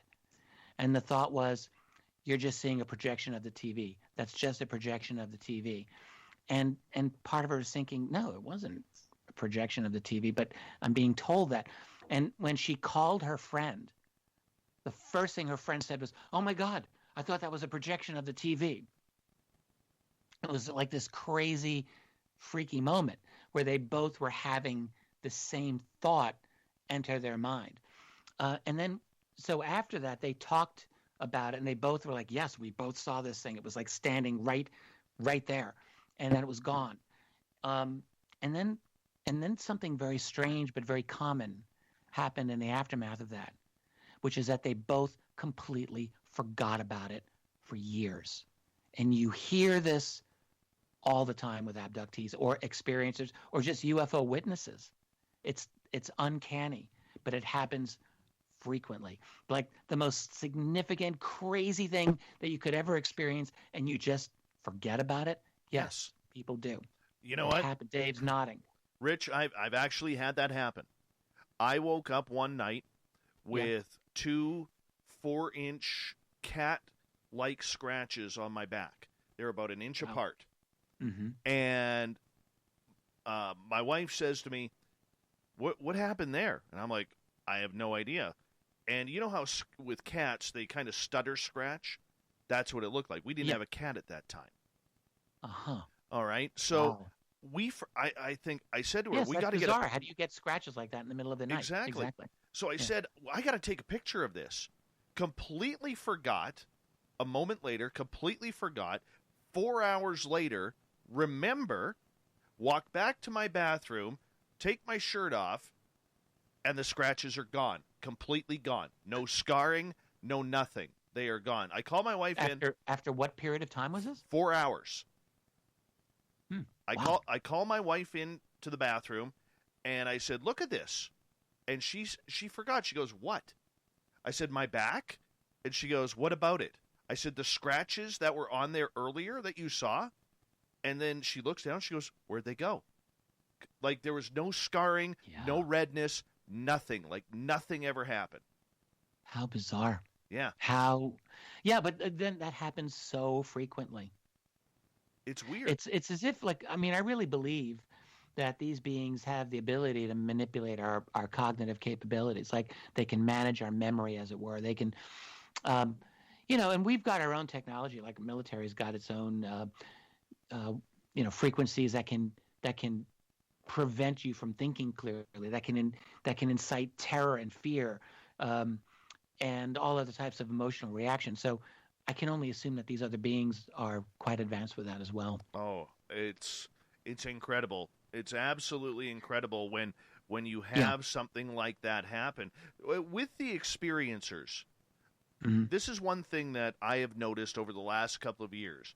They have all of a sudden become the forgotten souls of ufology, is the way I like to put it dramatically, because of everything that is going on.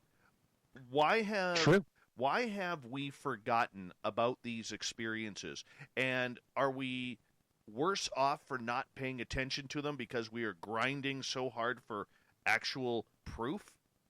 Well, I'm glad you're really asking great questions. I think the reason that the experiencers, at least for right now, have been sort of left behind is because of what we were talking about. Was it during the break or during the show about how the mainstream media is covering this in such a timid, tepid, controlled way? They don't want to talk about conspiracies. They don't want to talk about cover-ups, and they don't want to talk about abductions. They don't want to talk about people's direct experiences with these beings. That's a bridge too far for them. That is way too uncomfortable for them, for their narrative. So experiencers, I mean, that is where the rubber meets the road, is when people are having these direct experiences with these beings. It doesn't get any more real than that. And we need to understand that to the best extent possible. And we're at a disadvantage because, for people who've had these experiences, it's very obvious that they've been subject to some form of cognitive control to a greater or lesser extent, but usually to some extent. So it's difficult to know exactly what happened, but we need to investigate and find out. So I think, I can understand, like, if you've got a group of people that really want to have disclosure of UFOs, I've come to realize, like, maybe it's best to go with these baby steps, which is what they're doing, because honestly, those of us who study UFOs and live in this reality, we're used to it, but we can easily forget just how revolutionary and crazy this would be for the rest of the world. And so to throw everything out at just ordinary people who know nothing about this, that's a mind job and a half. So it's not difficult to see why you would want to do this through stages. And we're definitely not at the stage of, we're not even at the stage of the Navy admitting that, that they have an idea of what these UAP are. Like, they're pretending that they don't know. So we're not even there. We're just at the most baby of baby steps. But I think your point is really a good one, Dave. A little bit of a change on topic here before I pass it over to Bob again. Richard, there's a lot of people, myself included, who believe that any sort of disclosure today on this planet, that aliens are here, everything is happening, we are not alone in the universe, that it could literally collapse the economies of a lot of countries on this planet. Are you in agreement with that if aliens arrive, that economically this could be absolutely disastrous, almost apocalyptic? 10 years ago, and even more than that, but 10 years ago when we wrote AD After Disclosure, that was exactly what I said. And I said it primarily because of the transformation of the energy paradigm that would probably take place. Global financial systems dependent, especially then, but still now, on maintenance of what's called the petrodollar system. That's the U.S. basically throwing its military weight around the world to enforce other nations to buy their oil in dollars. And that is what keeps the United States in its profligate spending ways and allows the United States to be the dog that can pee on everyone's tree, is keeping that system in place. And a new energy paradigm would very much threaten that whole system. And it would, even under the best of conditions, like, you can see that in the long run, knowledge of this reality is probably necessary for us. If we're going to get to whatever stage of maturity that we want to get to, we have to confront this and understand this reality. But in the short term and in the medium term, it's going to be hell to pay. There's going to be a lot of disruption. Now, the reality is we're looking at the economic financial disruption that you're talking about. We're probably going to see in the springtime of this next year. I mean, there's only so many trillions of dollars that governments can just create out of thin air before you're going to start seeing some serious repercussions. We're already seeing them now, but I think we're going to be looking at more. We're clearly looking at a global digital currency reset of some way. And, I can imagine people losing a lot of savings in that whole transition. There's going to be a lot of very difficult financial times ahead in the coming year. I don't know if there'll be less or more than what disclosure would have brought, but we're already looking at a kind of meltdown and rebuilding. I mean, they talk about the Great Reset. That's not a conspiracy theory. That's right out of Klaus Schwab and the World Economic Forum. So we are in the process of something virtually as dramatic as a disclosure of UFOs in terms of our global system that we're looking at right now. Wow. I think.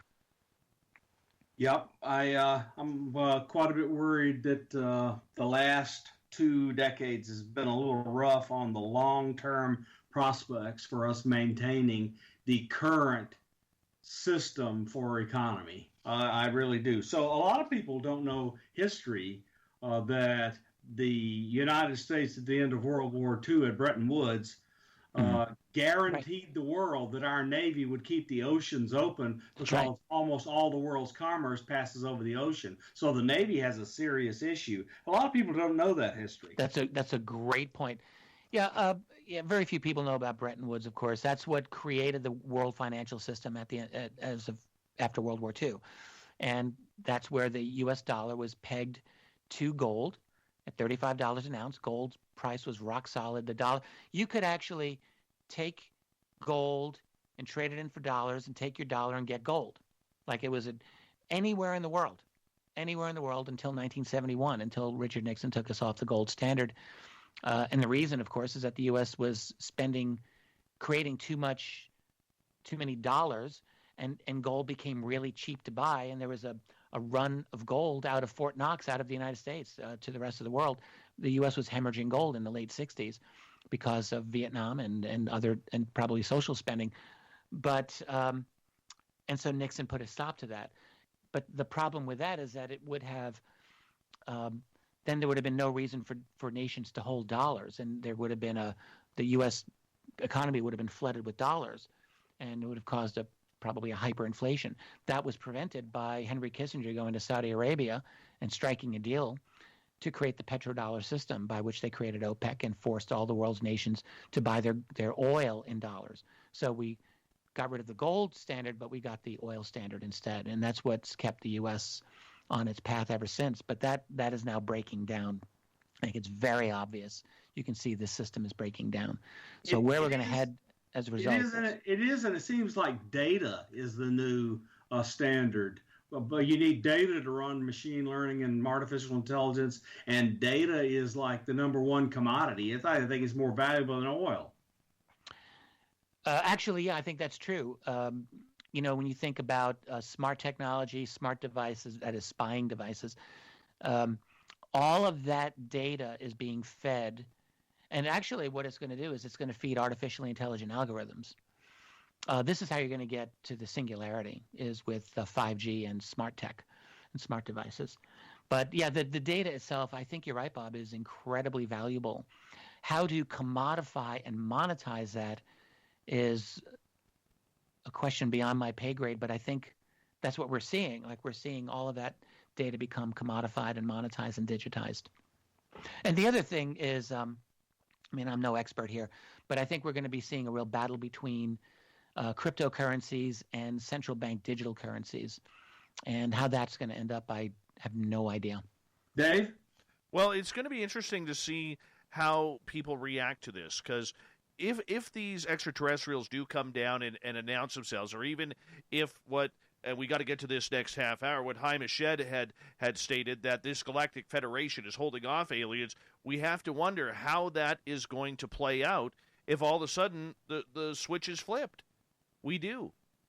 I mean, there's still a lot of people out there. I mean, not to harm any religion or say anything bad about that, but more than half of this world's population is still under some sort of religious and believing in a lot of religious text. And you just can't throw that out because those beliefs still believe that anything that falls from the skies is demonic, and it's scary. So yeah, that's right. I mean, one of the things that we're going to have to come to terms with, and again, I'm very proud that we wrote about this 10 years ago, is unless, even if there were like a gray alien on a podium next to the president, like people would never agree on the intentions of these things. Absolutely. Richard, I'm going to get you to hold on. Science Bob, you hold on as well. 2 hours down, we have Science Bob and Richard Dolan for another 30 minutes. Then we'll bring in the SOR Newswire and the Thought of the Day. Hour 3 of Spaced Out Radio is next.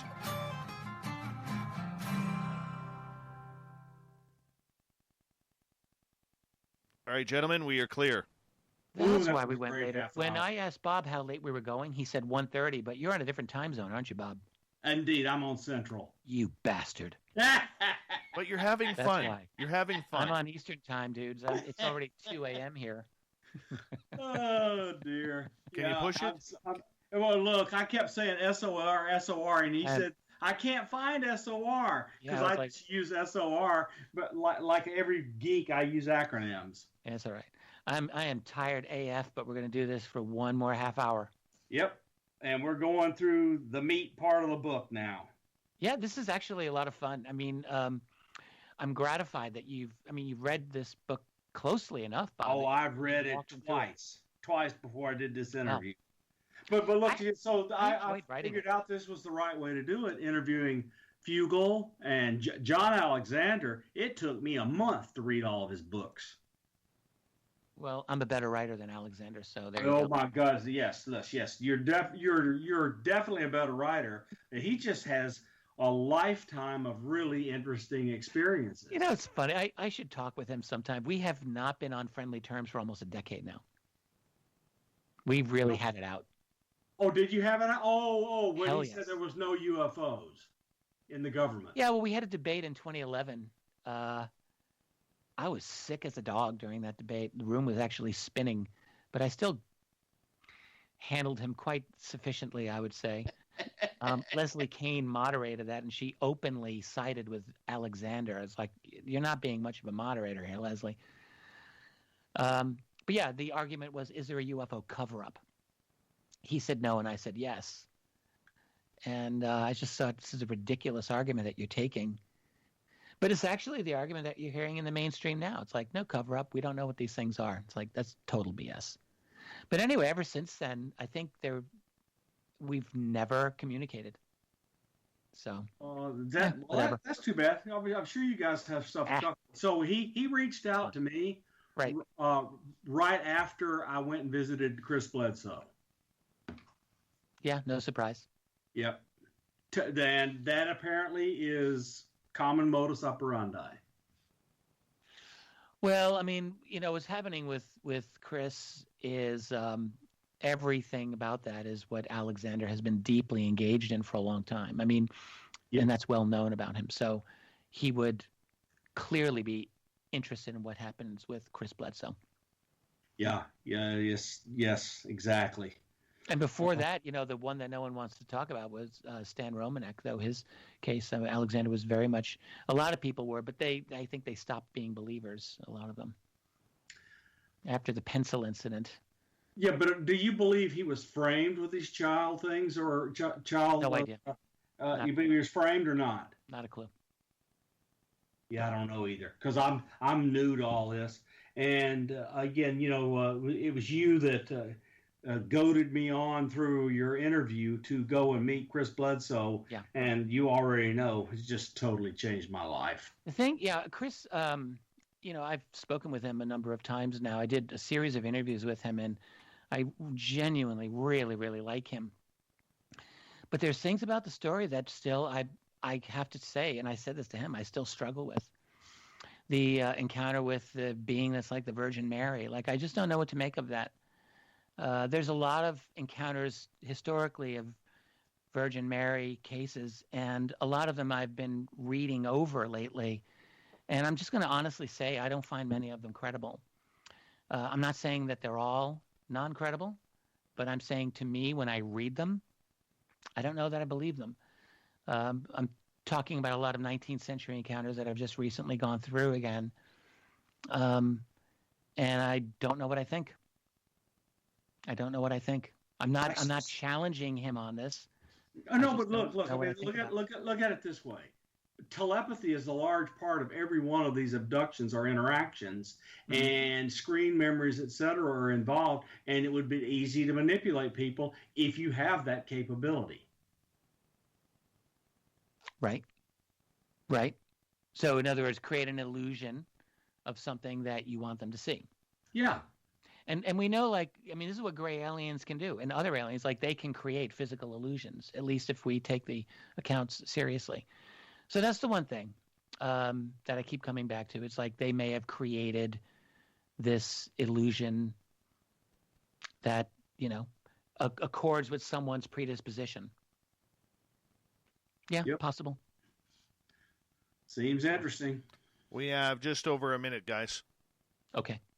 Yeah, and when we get to break, hour, then we're done. Yeah, half hour, we're done. Just hold on till we get to break, and then we'll say a proper good night to you gentlemen during the break. And apologize to Tracy for me. And me. No problem. And me. No problem. This has been fun. I've actually I've really enjoyed this with you guys. Oh, thank you. I've enjoyed it. We've had a good time with you too, my friend. Thank you. All right. I feel so lucky. Like I get to talk about stuff that I'm interested in, and I can get people to listen to it. Like, how lucky is that? I feel very, very fortunate. Yep. You're a good writer. You have a gift for explaining what you've written. That's really it. There's better researchers out there that are more knowledgeable, but I was blessed with a good memory, and I like to speculate and hypothesize, and however it turned out, I'm good at remembering and organizing facts.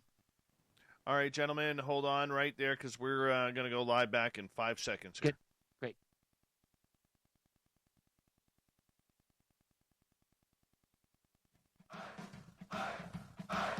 Would you like to connect with us? Head to spacedoutradio.com for all your latest show info.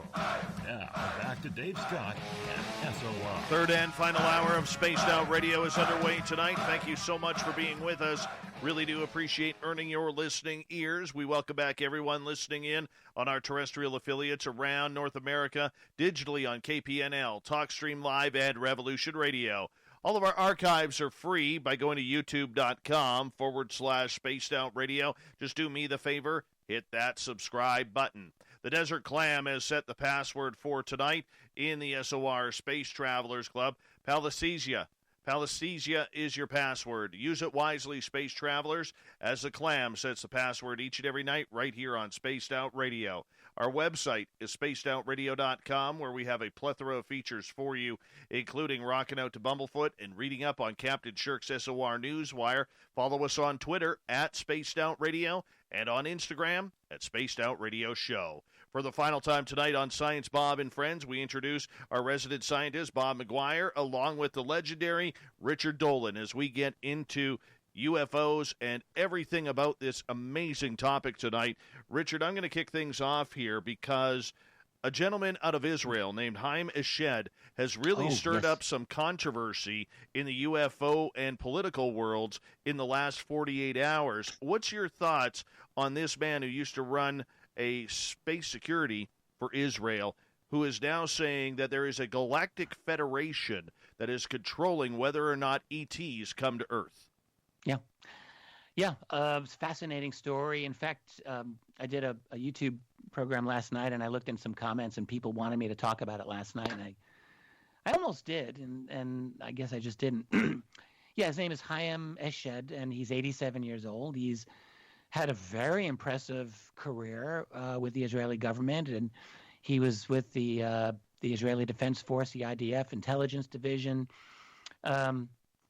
He ran some element of their space or satellite program. Like, he's had a very, very successful career. He's now 87, and he makes this statement, like, the UFOs have asked us not to say that they're here because humanity isn't ready. Like, that's the thing. He said something like Trump was going to reveal this which I thought was kind of interesting. But he said that the aliens in the Galactic Federation are like, no, no, no. Let me look for the quote here. Let people calm down first, they said.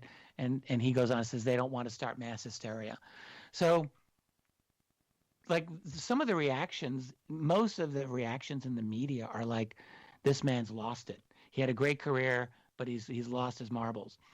And I think it's fair to say that anyone who's in the UFO community reading this is like, yep, he sounds just like a lot of people in the UFO field. And how he got his information, I don't know. And, I've never known anything about him until 2 days ago, but it doesn't sound crazy. I mean, these are unprovable assertions. He talked about an underground base in Mars, and like an agreement between the U.S. government and aliens. Where is he getting it? Is he getting it from his intelligence sources, or is he getting it from a combination of intelligence people and what he's just researched on his own? Because he's obviously into this. Like a lot of people in the intelligence community are into the UFO subject, and they become very active students of it. So I don't know, but I mean, people can lose it when they get into their late 80s. It does happen. Like, we just have to be aware of that. It can happen. But he doesn't seem like he's crazy. Like the quotes that, we have here in the news doesn't strike me that he's lost his mind. I think he's just, honestly, I think he's giving his honest opinion as best he knows it, because he's 87. He just doesn't give a crap anymore. That's what it sounds like to me.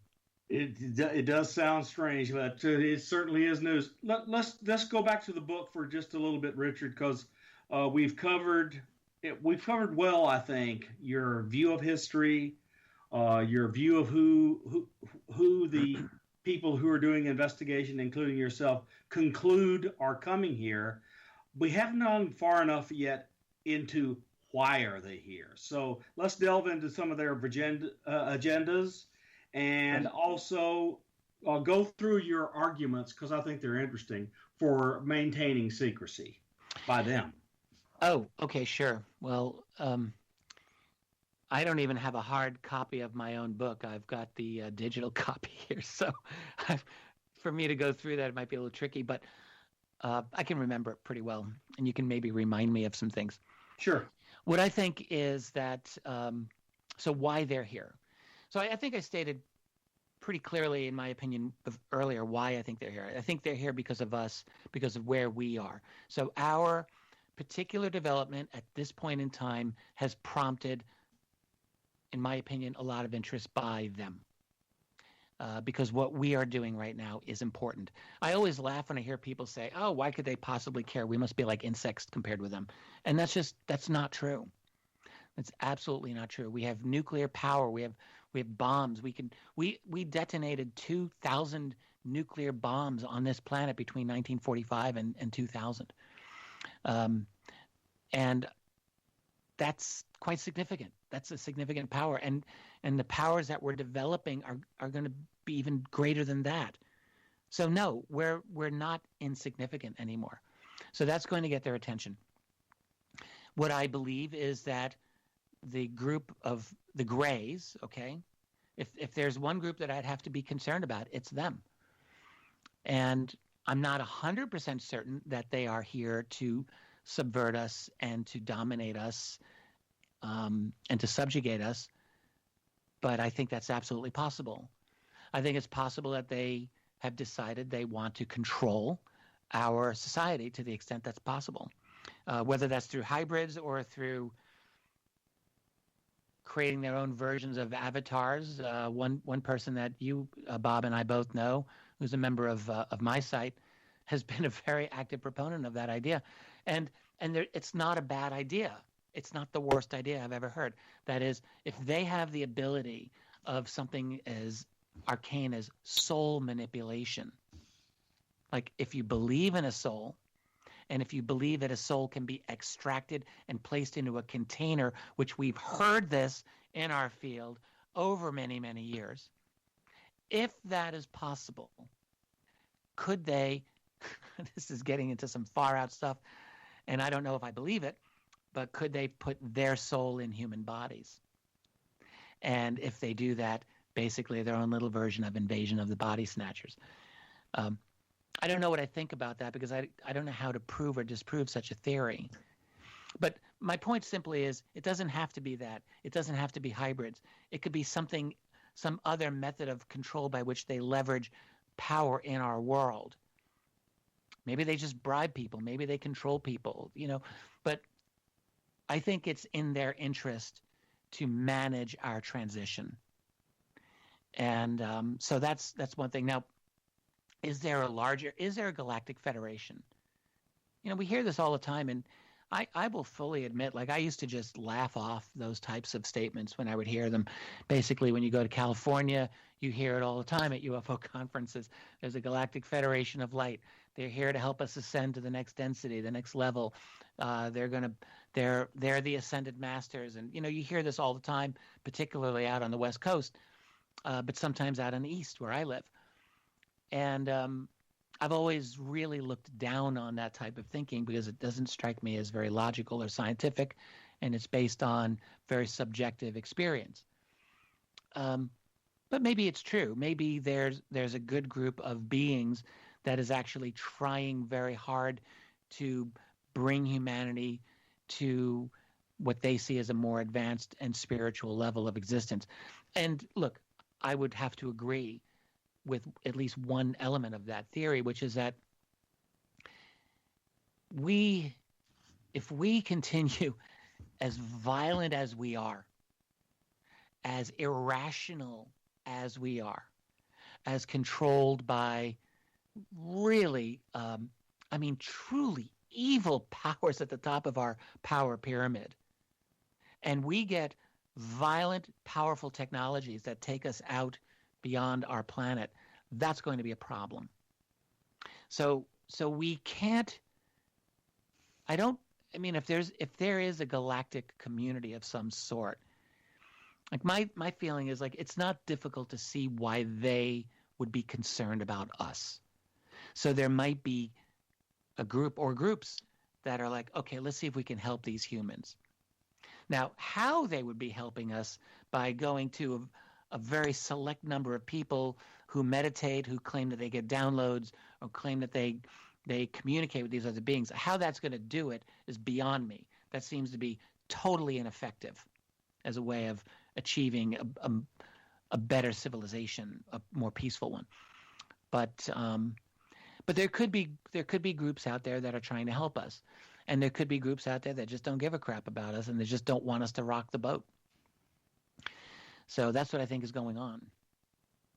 So Lou Baldwin, of course, is what our author I've read a lot about recently, and he is really into this soul download, and when they're done, the soul leaves and they go find another body or assign one, and that humanity and Earth is a prison planet, and we just don't remember our past, and when we die, we go back. It is interesting. So look, it's as we it becomes cybernetic organisms. That is, we marry our technology to our bodies for all sorts of reasons. Right. That gives a major control surface for the whatever is here to interface and or control large aspects of our lives. So let's talk about aliens and humans in the transhumanist era, which is the major last thing in your book. That's why I look at us as becoming one big anthill. That's the expression I use, because, if you get like Elon Musk's idea of the Neuralink or some variation of that, combined with a kind of or series of AIs that can interface with that, and powerful AIs in the future. You've got utopians like Ray Kurzweil who's saying, "Oh, it's great, you're going to be like the gods," but that's truly utopian, and it's very dangerous. It's a very dangerous idea, because that can so easily be controlled to hack the human mind. Dave? Yeah, I have a question. A couple people have asked this in our chat rooms tonight. What did you think, Richard, of Jacques Vallée's comments with Joe Rogan? Did you think he was vague? Did you think he went in detail enough? I'm embarrassed. I know that Jacques and James Fox did Rogan. I haven't heard the interview yet, so I can't comment. Okay. It was pretty vague. He was pretty vague. All right. Second question that I've got from the audience a couple of times now is in regards to Antarctica. There's all this mystery going on down at the South Pole there. Do you think that has any ties to what is happening with UFOs and a potential alien presence? Yeah, maybe. Actually, I would say maybe. It took me a long time to come to that because I think there were a number of individuals in the field of UFOs who talked a lot about Antarctica, and I just thought they were completely full of shit. And I didn't really think that I don't know if I can say that word on your show. No, I'll edit it out. Don't worry. Sorry. Yeah. But be that as it may, there were individuals who talked a lot about Antarctica, and I just didn't give them any credibility whatsoever. And so, but unfortunately, that caused me to dismiss Antarctica for a little while. But I do think that there are reasons to think that there's something important about Antarctica. I don't say that I know this, but I think it's entirely possible. Yeah. A couple of people that Linda Moulton Howe has talked to struck me as possibly credible, and a number of other things about Antarctica, like Buzz Aldrin's tweet and the fact that John Kerry was down there right before the election of 2016. Like, there are things about Antarctica that really do make me wonder that there's something important going on there, but I don't know. I think it's just possible. And they spent nearly $1 million medevacing Buzz Aldrin out of there. Oh, that much? Oh yeah. Oh, he got ill or whatever down there, and that cost a fortune to medevac him out. Wow. Oh, wow. Yeah. When Kerry went, there was a bunch of them that went. He could afford it on his own. We tried to get him to do the forward for After Disclosure. He wanted $50,000. I was like, see ya. It's not going to happen. But yeah, anyway, the point about Antarctica, yes, I agree. Like, that's it's interesting to me. I don't know how to get information out of there. I mean, it's so remote. It's so difficult. There are alleged whistleblowers. I don't know what I think about all of these whistleblowers. I think some of them seem credible, and others I really wonder. It's really easy to lay down a line of BS, and it happens more than people want to acknowledge. So I'm not sure. All right, so let's talk just for a moment, and then Dave can go next. Why? Give us your view of why the visitors might fear us. Because I don't know that we'll be able to take them in a street fight any time in the near future, but we might be a real nuisance. I mean, we're jumping to a completely new level of intelligence that's going to be governing our society soon. I don't know if we're going to have like a post-singularity world the way like people like Kurzweil and others have envisioned, like that is a godlike intelligence managing our world. It's possible. Like, that is possible. Some kind of runaway AI that is able to tweak and tweak and tweak and tweak and, get to a kind of new organizing level of reality by which it just blows us away. That may or may not happen. Like the architect in the second issue of The Matrix. Remember that no one understood what that guy was talking about. Like, I don't know if we'll ever get to that, but we are going to get to a point where AI or AIs, plural, collectively are going to be in orders of magnitude of intelligence beyond what we're able to manage in our society. Like, I don't think there's any question about that. And it will enable breakthroughs in propulsion, in energy, in weaponry of all sorts. Like, so you just put those together right there. In terms of communication, like things that we're not even right now in 2020 able to envision are going to happen because of what strong AI is going to enable us to do. So we're not talking about human society of 2020. human society of 2050 or 2060 or 2080 is going to be orders of magnitude different than what we're able to do. So that's why they would be having some fear. It's not that we're going to wipe them out. It's like we're going to disrupt something that is important to them. That's what I think. Richard, I want to ask you a quick question about the To the Stars Academy. All right, because over the last couple of years, people have either loved them or hated them. There's never really been any, moderate love or disdain for them. People have drawn lines in the sand. When their latest budget came out, I mean, their numbers, because they are a publicly traded company, they're not making a lot of money. It looks like they're losing money almost at times hand over fist. Right. Do you see in 2021 that we may see a change in the To the Stars Academy, or if their financial resources run dry, that we could see it shut down? Yeah, absolutely. I think that's absolutely possible. I'm not in with them. There's a few people in that organization that I communicate with. All right. So I have knowledge to that extent. And I will absolutely say that there's been frustration inside that organization for as long as they probably existed, because they feel like they're just smashing their head into a wall, trying to get the attention of a dead political establishment, of a dead media, brain dead, that doesn't seem to be moving on this. Now there's a little bit of movement now, but yeah, they've struggled. They actually do struggle, and I've believed for the last several years that this organization could just disappear anytime. And when that happens, I've been accused of being like some fanboy for them, and that's absolutely not true. But I'm definitely not a hater.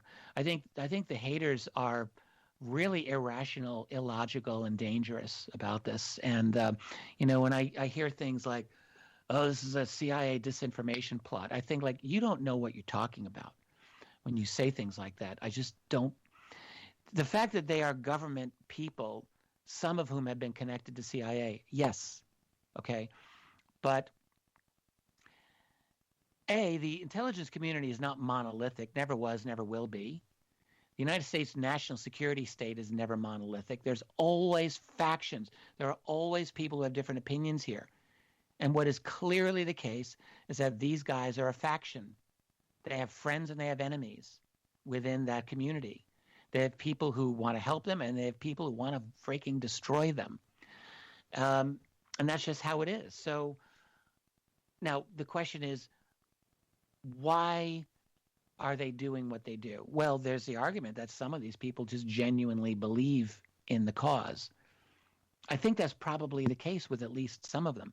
Are there ulterior motives? Maybe. One might have been to make money. Maybe they want to make money on bringing out some of the science and technology so that they can get contracts to exploit it. That's possible. Maybe they're seeing dollar signs. But are they trying to do a fake disclosure, which I've heard since the beginning? I just think that's ridiculous. I think that's an absurd idea. But people say it, and the people who say it, in my opinion, don't know anything about UFO history, and they don't know anything about the long-standing, heavy-handed secrecy that the United States government has had on this subject for years and years. So they just have this idea in their head that, like some people will say, because all the aliens are good and we know they're good, so here's TTSA trying to scare the hell out of people by, talking about a threat. And the whole idea is to bump up the military budget for that reason. Well, that's stupid, because that hasn't happened, and you could have predicted that.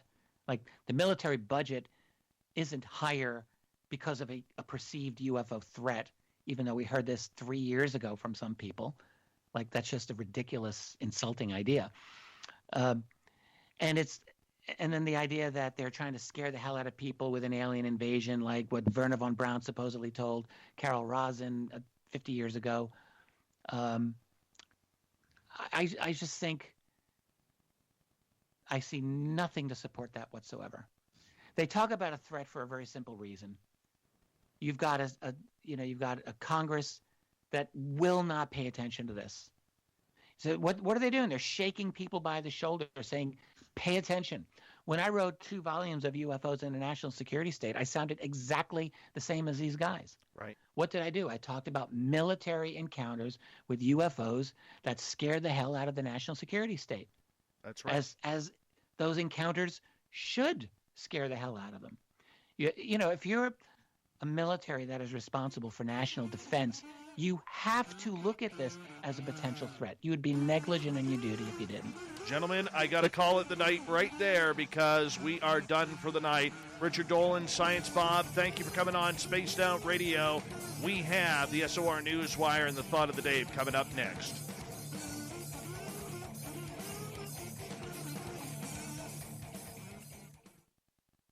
You guys. Richard Dolan, everyone. Science Bob, everyone. Don't stop. It was great. I really enjoyed. I always enjoy a great conversation, you know, and that's really what this was. Yeah, and that's how you we both do were it. gracious to let me just yammer on. Oh, So. yeah. No, but that's how we do it. That's exactly how we've done every one of these so far, and it really seems to work. You just you throw in a little impulse, and you let the person run with it. Absolutely. Yeah, that was fun. All right, gentlemen. And thanks for letting me plug my book a little bit. That was great. Not a problem. Thank you, guys. I appreciate both of you for coming on the show, and we will talk to you both very, very soon. I'm sure. Dave, good seeing you. I love the beard. Thanks, Rich. You take care. Good night. Bob, I'm sure we will catch up at some point soon. I'm sure I'll talk to you tomorrow. See you. All right. All you right, bet. guys. Take Good care. night, everybody. Good night to the people listening. Bye-bye. Bye now. That's an A-plus show, everyone. We just had an A-plus show. I'm happy with that one. Science Bob, awesome. Richard Dolan, awesome. Yeah, we rocked this one. We did.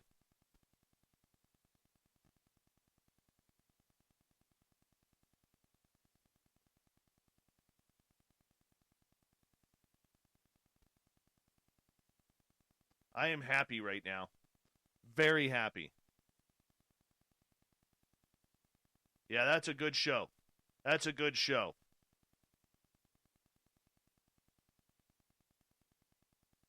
Mm-hmm. We did well there. We all did well. I apologize I couldn't get to enough of your questions out there, but I'm glad in reading the comments that you guys all enjoyed it. And for our new subscribers, this is what we do each and every night for the new people tuning on in. Lee A., thank you for the amazing super chat. Wow. Thank you so much. Really appreciate that. This is awesome. Love you, Lee A. Because I don't know how to pronounce your name. Yeah, that was, I'm buzzing over this one. I may be up for a while. You know, this one was as tantalizing as Corrance the booking guy's mustache. It's that tantalizing. Yeah. Richard didn't dive from any questions either. You know, we asked him some pretty straight up questions and he went at it. I love it. There was good honesty here tonight. Good honesty. And we closed strong with Richard saying literally he doesn't expect the TTSA to last in 2021. How's that for a little bit of breaking news? How's that?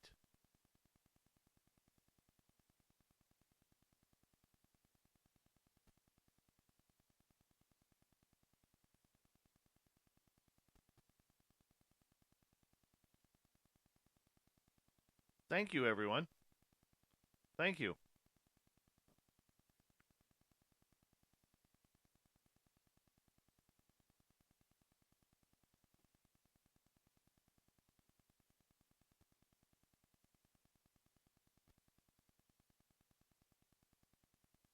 So for our new subscribers, maybe you're just checked it out because you're Richard Dolan fans and you're still listening in. All right, we're here every night, Monday through Friday. Hope we did enough for you to hit that subscribe button and come on back and join us. We got good people in our chat room. brilliant people in our chat room, actually. We have a lot of fun here. We never talk politics. We never talk about what you're getting hammered with in the mainstream every day. It's all about the woo. It's all about UFOs, ghosts, aliens, consciousness, Bigfoot. This is what we do. And thank you for giving us an opportunity to try and earn your listening ears tonight. But we are here Monday through Friday, 9 p.m. Pacific, midnight Eastern, for 3 hours each and every night. Yes.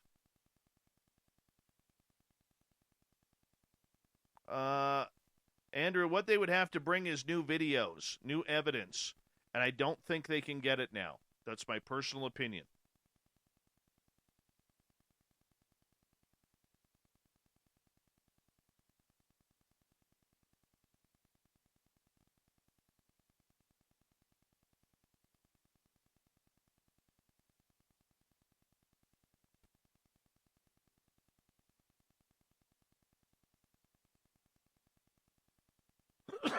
Yeah, we're talking Sasquatch tomorrow on World Bigfoot Video or Radio.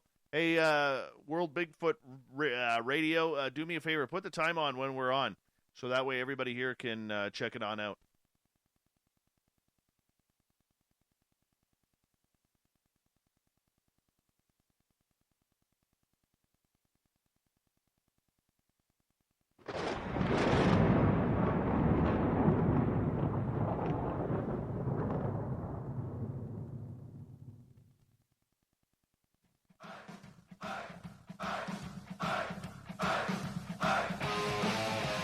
Branded third. We're heading for home tonight on Spaced Out Radio.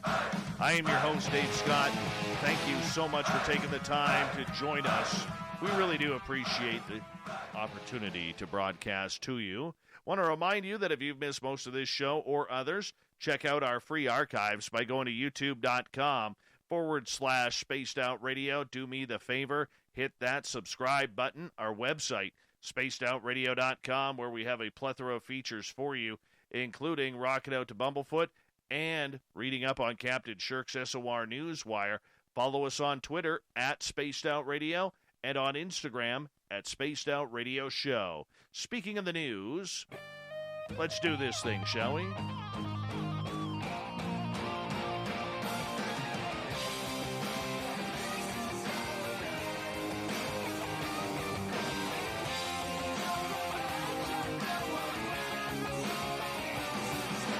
The news is always changing, which is why we bring you the SOR Newswire at the back end of every show, where we get to the weird, the strange, the wacky, and sometimes the explosive. Now, I don't know if you saw that SpaceX Starship SN8 launch today. Well, the prototype took off perfectly, but it didn't land the landing. You know, it's going to have some deductions there. Definitely not a gold medal performance, but a gold medal of awesomeness, as Starship space flight system just took a big step on its path to Mars. The latest Starship prototype, a shiny silver vehicle known as an SN8, launched an epic high-altitude test flight, taking off at 5:45 p.m. Eastern Time from SpaceX's facility near South Texas village of Boca Chica. The goal was to soar about 7.5 miles into the sky, perform some complex aerial maneuvers, including a belly flop like the one the final Starship will perform when coming back to Earth on its operational flights, and then land safely near the launch site. Well, the 165-foot-tall rocket appeared to notch all of these big milestones, except didn't hit the landing. The vehicle hit its mark, but came down too fast, exploding in a dramatic fireball 6 minutes 42 seconds after liftoff. SN8's rapid unplanned disassembly did nothing to dampen the spirits of SpaceX founder and CEO Elon Musk, who was thrilled by the results of today's flight, saying fuel header tank pressure was low during the landing burn, causing touchdown velocity to be high and RUD, but we got all the data we needed. Congrats, SpaceX team. Hell yeah. Mars, here we come, he said in another tweet. Musk was not expecting complete wire-to-wire success, but He had previously given SN8, short for serial number 8, just a 1 in 3 chance of landing in one piece. That's because today's flight was far more complex and demanding than any other Starship prototype test. The previous altitude record was about 500 feet, achieved by 3 different Starship vehicles, the Stubby Starhopper, SN5, and SN6. You know what? I love what he's doing. They're not afraid of failure. You notice that about SpaceX? They're not afraid to lose a rocket or two, because what they're doing is they are taking that loss and they are using it for the positive rather than the negative. They know they're going to make the money off of it. So if you lose a couple with nobody involved, this is how we're learning. I love watching this program. You know, I realize some people don't, but I just love it. It has totally reinvigorated me to watching this new space race. The French armed forces now have permission to develop augmented soldiers following a report for a military ethics committee. The report, which was released to the public, considers medical treatments, prosthetics, and implants that improve physical, cognitive, perceptive, and psychological capacities and could allow for location tracking or connectivity with weapon systems and other soldiers. Other possible interventions considered by the Armed Forces Ethics Committee include medical treatments to prevent pain, stress, and fatigue, and substances that would improve mental resilience if a soldier was taken prisoner. The committee said that France needs to maintain operational superiority of its armed forces in challenging strategic contexts. Hold on a second here, France. Have you ever won a war? Let's go back the last 500-600 years. What have you won? What are you talking about operational superiority? You've lost every war. Every war. Napoleon couldn't get it done. You didn't get it done in Canada. All right? Even though the lovely Quebecois people are amazing. You didn't get it done in World War I or World War II. You lost and got your butts kicked by the Vietnamese. When have you won a war, France? Anyways, as a result, it is forbidden any modification that would affect a soldier's ability to manage the use of force or affect their sense of humanity. For examples, and further examples of banned modifications include cognitive implants that would affect the exercise of a soldier's free will, or changes that would affect the reintegration into civilian life. Armed Forces Minister Florence Parly said invasive augmentations, such as implants, are not currently part of military plans, but we have to be clear, not everyone has the same scruples as us, and we have to prepare ourselves for such a future. Parly did, however, leave the door open to future changes in policy. It's an opinion which isn't set in stone and will be regularly assessed in the light of future developments. This is scary, actually. That's a scary story.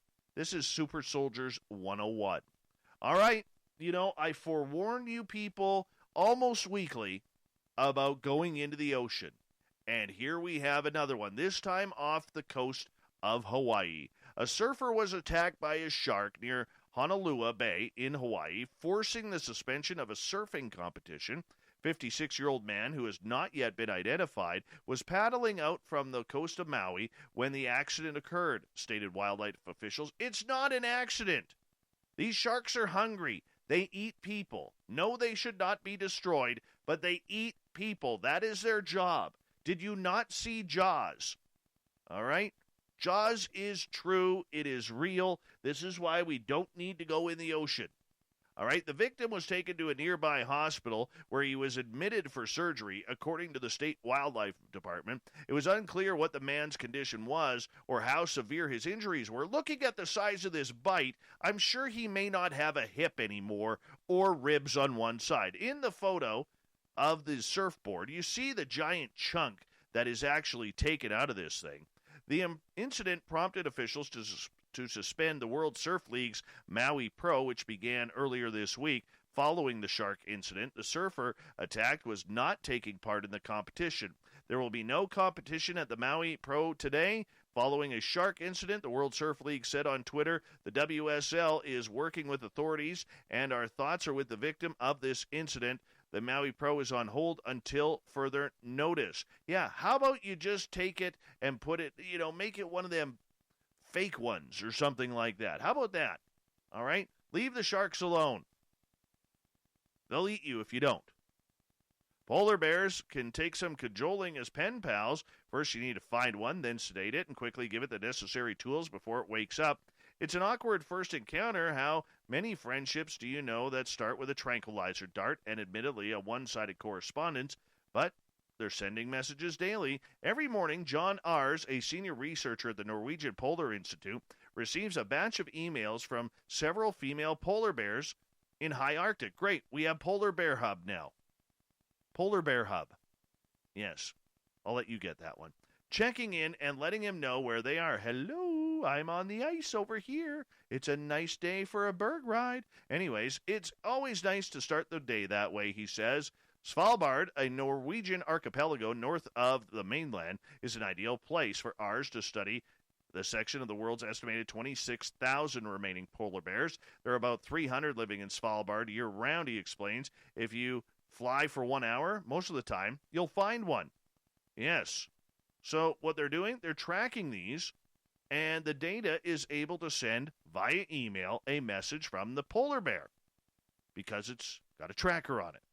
Along with the tracking collar, the Institute weighs bears, takes samples to monitor their health and diet, as well as testing for evidence of pollutants. The collar can also record body temperature, which can tell scientists if a bear has moved inside a den, an indication that the animal is going to give birth. Sea ice loss is also having an impact on where the polar bears are born, says Ars. A layer of sea ice on top of the ocean makes it possible for bears to walk long distances. Important areas that they use to go to give birth to cubs are more or less lost because you don't have sea ice on these islands anymore. Bears are now swimming as far as 200 kilometers to reach an island den, he adds, something they did not need to do 20 years ago. Polar bears are optimistic animals, he says, though. It seems that they are quite resistant, and they are doing quite well despite having the fact that they've lost a lot of their habitat. Here's a weird one in Canada. Yeah, Canadian military's counterintelligence branch has been alerted to a right-wing online activities of a BC reservist by a member of the Five Eyes Intelligence Sharing Alliance and the Criminal Intelligence Branch of an Ontario Municipal Police Service. Those warnings are becoming central to the Army's efforts, unsuccessful to date, to kick Eric Migland out of the Canadian Rangers. They are also raising more troubling questions about why Migland was allowed to remain in the Rangers after being identified as an open, fervent supporter of both the Soldiers of Odin, and a white supremacist group with roots in Europe, and the Three Percenters, a survivalist militia that is originating in the United States.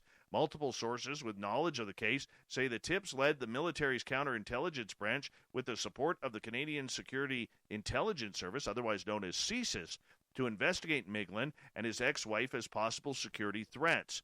Now, the news brought to you by CBC on this one is not identifying sources because they were not authorized to publicly discuss the file, the nature of the intelligence shared, or where it came from. Oh, that is weird. Absolutely weird. You know, that's scary. Scary. Bad Canadian. Bad Canadian. Now, you remember that earlier this year at the Super Bowl where we lost Mr. Peanut? Remember that explosion that happened and his car rolled down the embankment? Yeah, well, apparently we have a replacement. And they grow up very fast. Planters mascot, who the brand killed off, angering Twitter, only to bring him back as a baby, again angering Twitter, and then reinventing him as a 21-year-old Peanut Jr., really angering Twitter, is now turning 50 somehow. A magical Frosty X hat seems to be involved, just in case anyone is wondering. And in the even stronger and stranger turn of events, Twitter seems to be okay with the newest edition of the long-running mascot. Meanwhile, the freshly turned 50-year-old, named no other than Bartholomew Richard Fitzgerald Smythe, or simply Bart, is not returning to Twitter to just celebrate. Oh, horrible puns in this story now. Horrible puns. You know it's ruined. Anyways, his new age, because it would seem that Bart is here to share the news of Planter's new holiday merchandise line, which includes an ugly sweater, ornaments, and other peanuts presents for you to shell out for the legume lover in your life. For those who lost track during this nutty year, Mr. Peanut was originally killed off by planters ahead of the Super Bowl before being brought back as Baby Nut. In the 11 months since, he's aged 50 years. That's like living with my ex-wife, meaning we can likely expect an octogenarian Mr. Peanut in probably like a week and a half. Once again, must be living with my ex-wife. A dog in southwest Florida who was thrust into the national spotlight when his owner saved him from an alligator attack has a new job. The Lee County Sheriff's Office posted a video on social media where Sheriff Carmine Marcino officially deputized 4-month-old Gunner as a member of the Department of Deputy Dogs program. Gunner will help the department in its educational programs as well as promoting the program aimed at serving as community lookouts. And you know what? Gunner's owner, Richard Wilbanks, this is the tough dude who jumps into the water, saves his dog by grabbing the alligator and prying the alligator's mouth open, all while holding his cigar in his mouth. That is one bad dude, by the way. You know, he's happy that his little Gunner is getting noticed. Instincts just took over, adrenaline kicked in, and I just went right into the water after the gator and Gunner. Wilbanks' wife, Louise, was inside the house while the incident happened, and she said she was in complete shock when her husband came in and explained what had happened. He had the dog, and he was covered in blood, not the dog, so I was just like, oh my gosh, Louise said.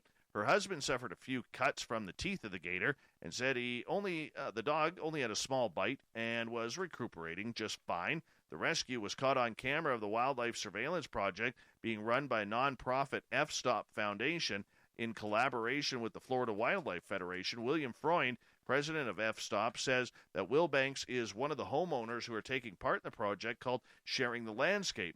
We have this amazing group of homeowners in southwest area of Florida around Estero that are really enjoying living that close to wildlife. Just sometimes gets a little close. But nonetheless, we have no update on that cigar. I want an update on that. A little bit of a sad story here. A manatee previously spotted with a bicycle tire wrapped around its body. That's horrible. That's horrible. Stop polluting. Horrible. Anyways, turned up more than a year later with the tire no longer in place. The Florida Fish and Wildlife Conservation Commission said the manatee with the tire was first seen in Fernanda Beach in October 2019, and the animal migrated to Blue Springs State Park during the winter.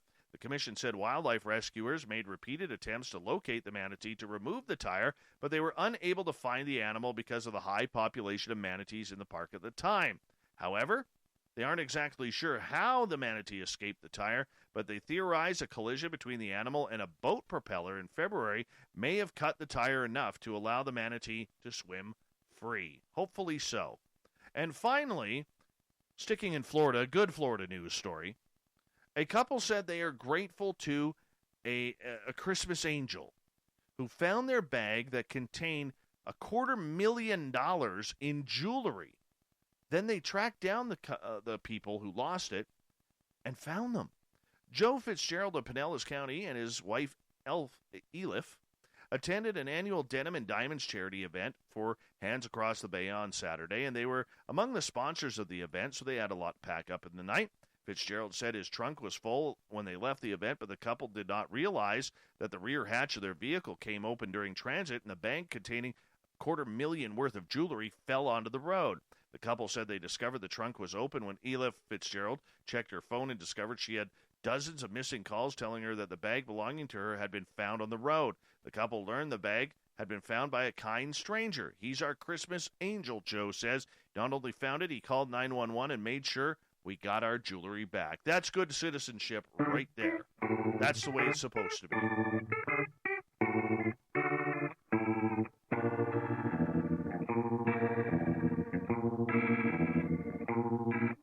Thought of the Day happens every night at this time, where we ask a question on our Facebook and Twitter pages, then read your responses on the air because we love the audience participation around here. Today's Thought of the Day is as follows. In your opinion, who is the top UFO researcher right now and why? Andrew, I'd say several could be considered top in their areas. For example, Grant Cameron is top in the area of consciousness. Dolan, Richard Dolan, is top in the area of historical evidence. Melinda Leslie is top on the abductions in my labs. Lou Elizondo and company, top in government relations. Haunted history. So many out there who are knowledgeable, so can't make that call. Cherry, Preston Dennett. He is finding information and putting out material unlike I've ever seen. Canadian Joe, the one who gets the least excited about pictures of balloons. I think that's a shot at me. Joseph, seems kind of tricky. There are so many out there with so many different viewpoints. It's hard to say who's right or close to being right, when in all honestly, we barely know anything in the area of solid information to begin with. Jeff, with decades of research from nuts and bolts ufology to the more paranormal aspects, Dr. Jacques Vallée continues to pass the torch of wisdom to humble, significant scholars and UAP researchers. 13 Ballads. R. Keith Andrews took the mantle from Betty and Barney Hill. Chip, it's UAP now, says Tommy. Let's be PC about this, sugar. I guess because I used UFOs and not UAP. I'm sorry. Very sorry. Thank you for the clown tonight, Marty, by the way. Continuing on. Don, none. Their motivations are all monetary. Most of them have never had a real experience. Also, they are focused on the nuts and bolts of the phenomena, which is not realistic to approach it that way. Cheryl Costa then stands up and says, that's BS. Money isn't the driver for many of us. I hear all these people say to me, you should post your work on the internet for free. I ask them if they are willing to mow my lawn for a year for free. The answer is always no. My work has value and I deserve to be compensated for my research. Absolutely, Cheryl. Absolutely. William Houston, for me, it's got to be me. Joe and Ben from UFO Garage, great friends of this show. Joe says it's Ben from UFO Garage because that dude is a scientist. And then we switched it to say, no, Joe, it's you because you got the best beard and hair in ufology. Hands down. Gorgeous. Joe Strelsky. Make sure you check him on out. Michael. Grant Cameron for his tireless efforts, detailed research, and prolific dissemination of consciousness-raising information. Jay, I think it really depends because there are great people with different expertise. The person who knows today's Twitter feed backwards and forwards is not going to be the best lab technician. The best lab technician is not going to be a know-it-all in historical cases, etc. Eric Mitchell believes it's Grant Cameron. Davey, Grant Cameron. David, the ones of us that are alien abductees, cuz we were there. Got time for a couple more. David Ross believes it's Chris Rutkowski. Man, we had like 5 comments from 5 different Daves there. And Chris Rutkowski, a no-nonsense investigator with a healthy amount of skepticism. Also Canadian. Bob McGwier, Science Bob, in other words. This is an untouchable question. You're a pot stirrer, Dave. Oh, Science Bob. Thank you to everybody participating in the Thought of the Dave. We'll do it all again tomorrow on Twitter and Facebook. Thank you to Richard Dolan and Science Bob and to Captain Shirk for a great SOR Newswire. We got Mr. Ron Bumblefoot Thal rocking in the background with Little Brother is Watching. Bumblefoot is the official music of Spaced Out Radio, rocking us in and out of every single show. Get your horns up for the guitar god himself. Special thanks to everybody listening in at work, at home, in your cars, wherever you may be. Thank you to everybody participating in our chat rooms on Spreaker, YouTube, LGAB, Revolution Radio, Facebook, the Space Travelers Club at our website, and all the snarkers and starcats hanging out at hashtag Spaced Out Radio on Twitter. Remember, this show is copyright by Spaced Out Radio and SOR Media Ventures Limited. Thank you so much for choosing to share your evening with us, because together, my friends, say it with me, we own the night.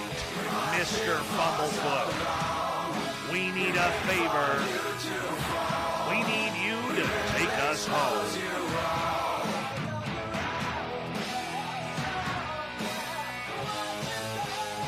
Yes, the Woo train has docked for the night. But tomorrow, my friends, we shall ride again. Your seats are always available. Your tickets never expire. And if you want to bring a friend, yes, we've got room for them too. Good night.